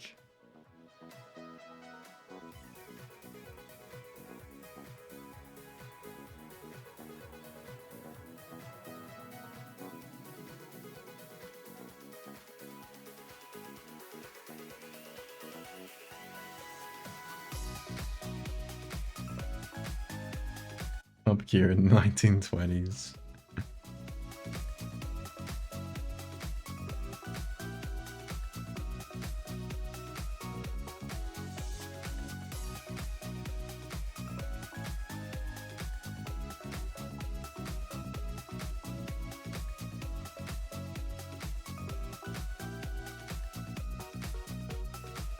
See, we're getting a lot of military camp,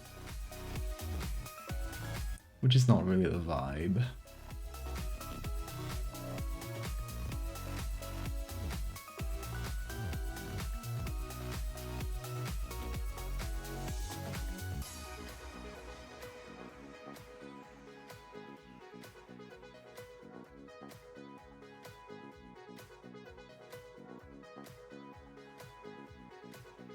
I mean, we got a few good ones.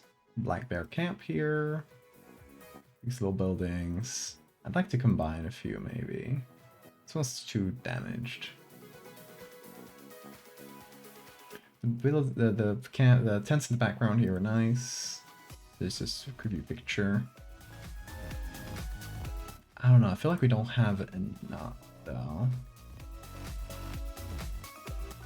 We could have this one here and like a bonfire in the middle, make it look like it's night, but I don't think that would really work considering how bright the tents are. They're so overexposed that trying to make them look like it's night would be hell.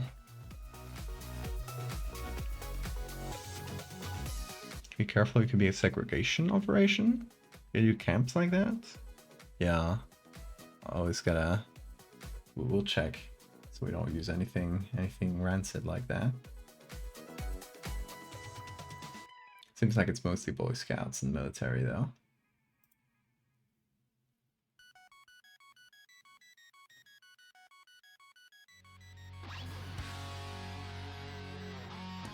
Oh, those are fun rocks. Castle rocks, they're called. Nice.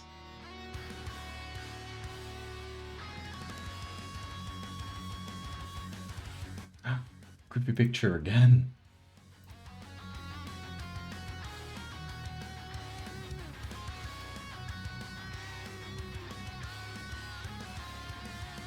Okay, nice. This one could be good. Has a couple good tents.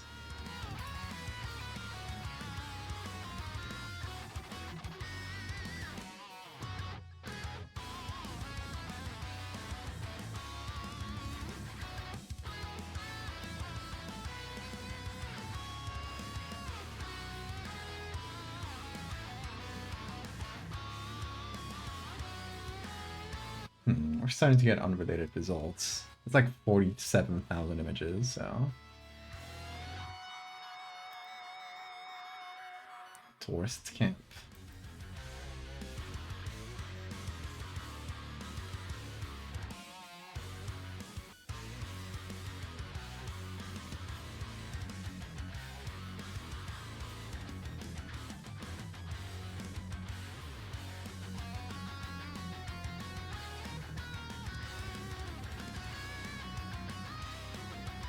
That's a nice tent on the left. See, we're probably gonna have to combine a bunch. It's gonna be more complex than I anticipated. You know, let's at least get a few nice pictures together, and I will call that a win.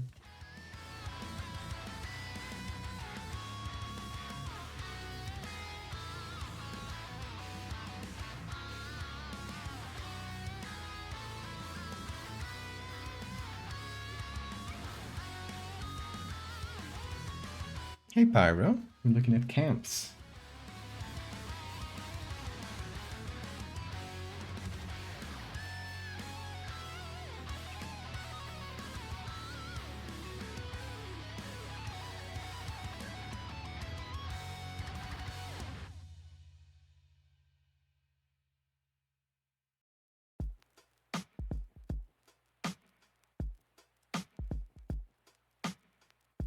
Too organized, I feel like. There could be some nice background stuff. Okay, let's see. Let's look all these up. As we do, we'll make sure it's nothing, no rancid part of history, as y'all said. Hey, Jolly.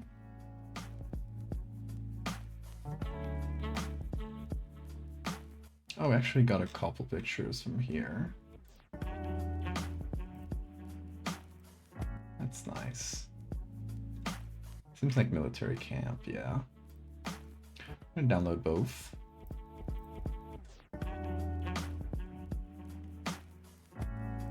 This one too. We got cavalry camp. Winchester, Virginia.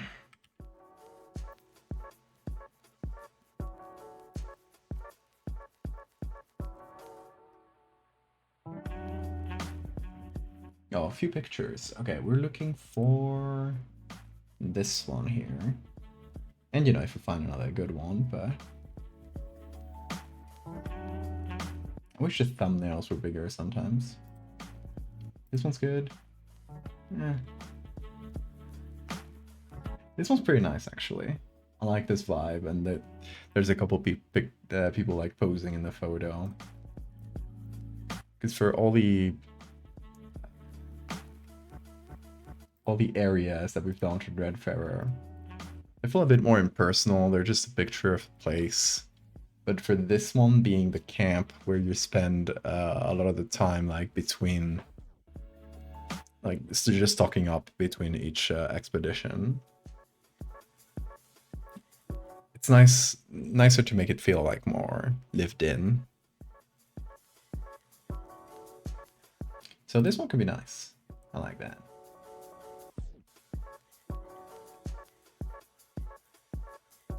Oh, I like this.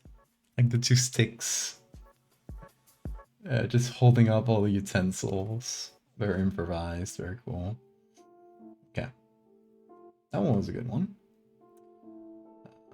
Hoover Camp.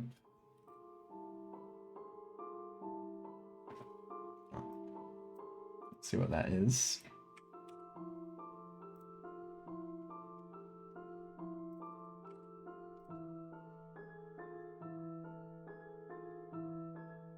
Hoover Camp, that's the one.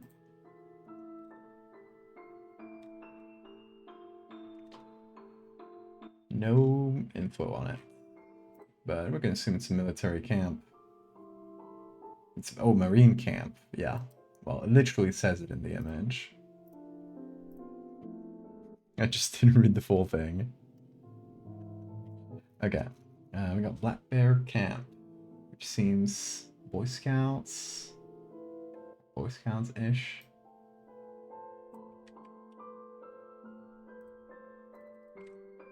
Actually, I don't think this one would work because it's just a different perspective. We'll download it anyway.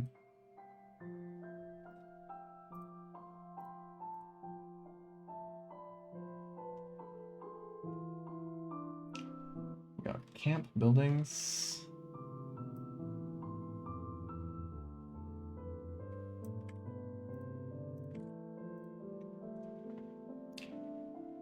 Let's see. Oh boy, there's gonna be a bunch, isn't there?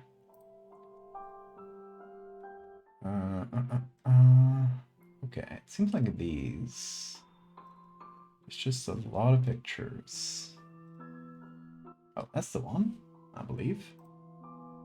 Yep, that's the one. Good. Download.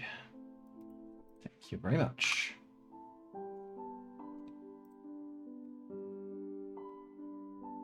That one's very, very small. Yeah. Canadian scenes.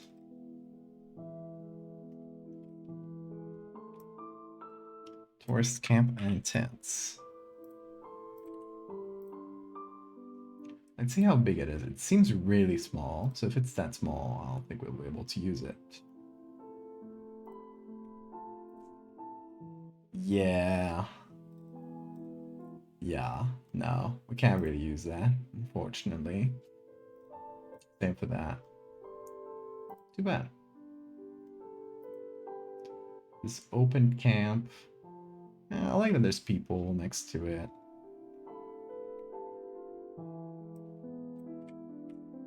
In the Adirondacks. Huh. Where might that be?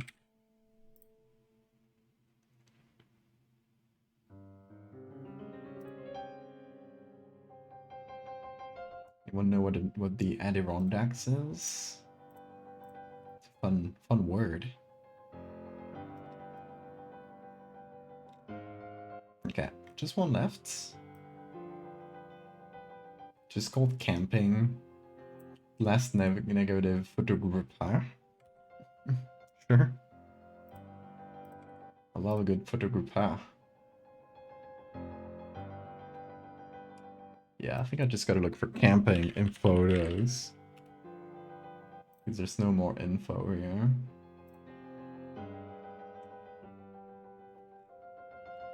Oh yeah, we're never gonna find that. It's fine. It wasn't that good anyway. Okay, we found a few good pictures. I'll call that a win.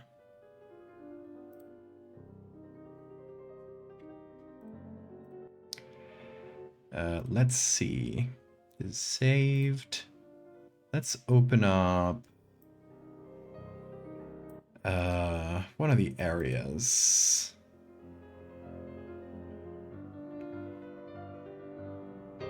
This one, for example.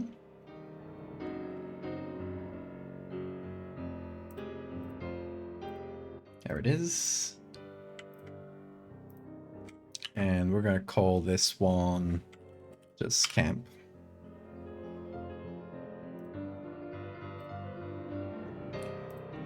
Let's see. Not all the photos are downloaded. Let's put the ones that are in there.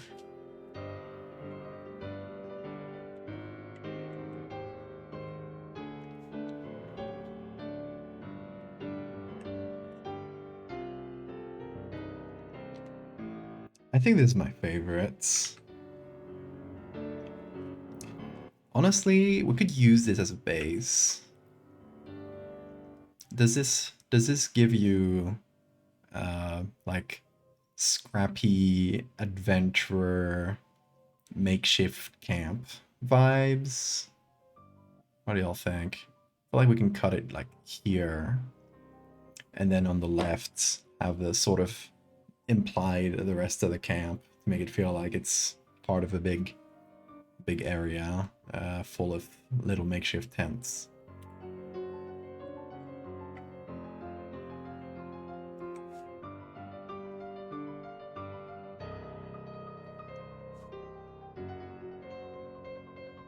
Yeah, let's give it a try.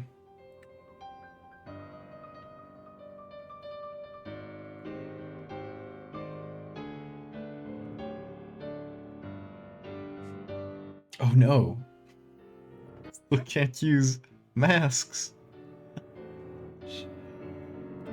Okay, this is just for preview purposes. So I'm gonna skip the rules, because I'm not gonna do the full edit today. I just want to see if these pictures work, or if I gotta find others.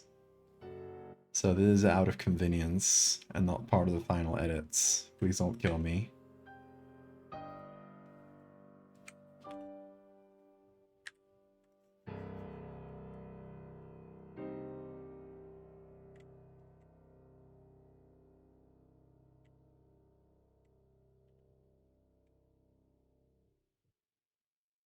Yeah, that's nice.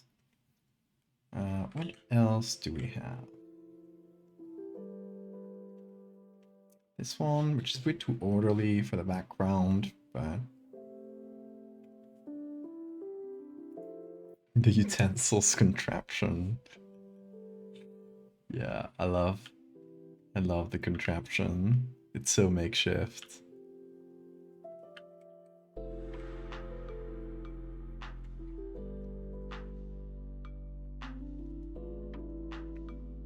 Oh, the rest of the picture's downloaded.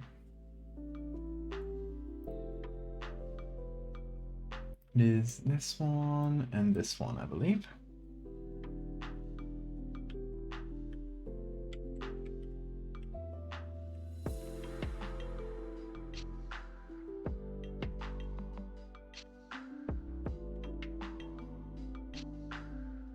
Oh no, wait, I already had that one.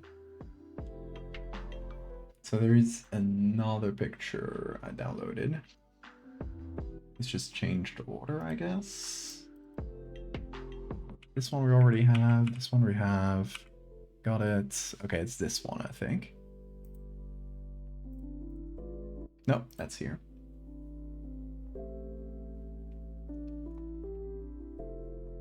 Okay. Then I guess we did download a duplicate or something.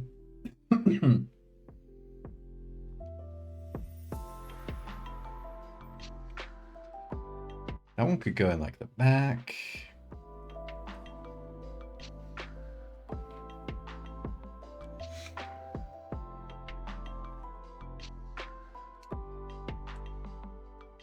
Gotta head out now? Okay, you have a good night. Thank you so much for being here. If we're doing environmental storytelling, need Rose say something about society? No, but I like the scrappy feeling, because it's meant to be a sort of hodgepodge place where people from all over the land of Lemuria and outside just come and congregate, and it's full of people. Like, there's probably people like trading in artifacts. There's people who are just like opening up places to eat, places to sell things.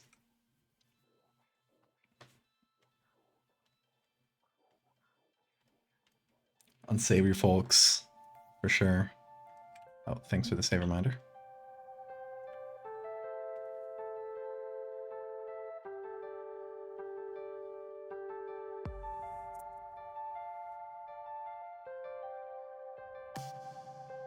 Like, we have no real mechanic for it.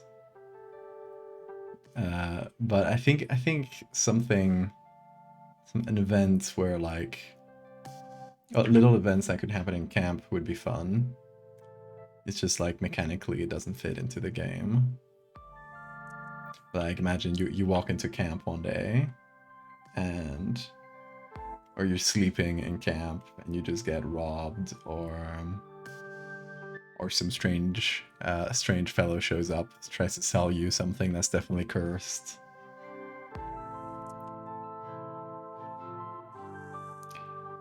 Let's see, what should we do? Black and white here. Black and white.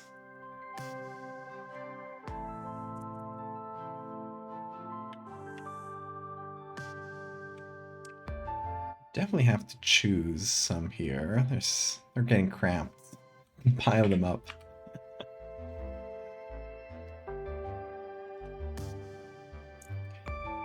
Yeah, I don't think we're gonna finish this. I think I've seen that we probably have enough pictures to make this work. So that's I'm happy with that. That was the goal. So I'm gonna call this one done for the moment. I'll probably finish this one out of stream.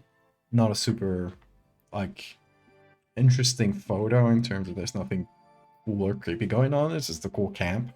But yeah, I think that'll do it for us today, y'all. Yeah, done 2 good edits and got another one started. If you missed them, let me show you. We first did this weird screaming rock that will make you scratch yourself to the bone. And then we did this upside down underwater lighthouse. So we're happy with both, actually. I think they came out great. So yeah, I hope you like them too.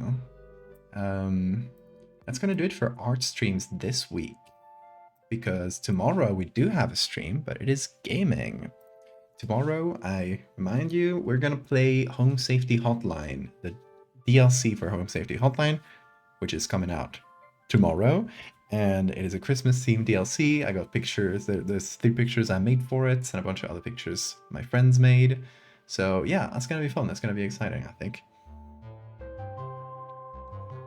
They were finished Blasphemous 2. No, not yet. Nor Spore. We got those 2 games to finish as well. So we'll get to all of those over time. It's kind of hard to finish them with like a single gaming stream a week, and not even every week. So eventually we'll get to all of them in due time. Yeah, y'all, thank you so much. I'm not gonna wake him up to say bye because he's so sleepy right now. Oh yeah, good stretch. But yeah, thank you all so much. I will see you again tomorrow. Until then, hope you take care.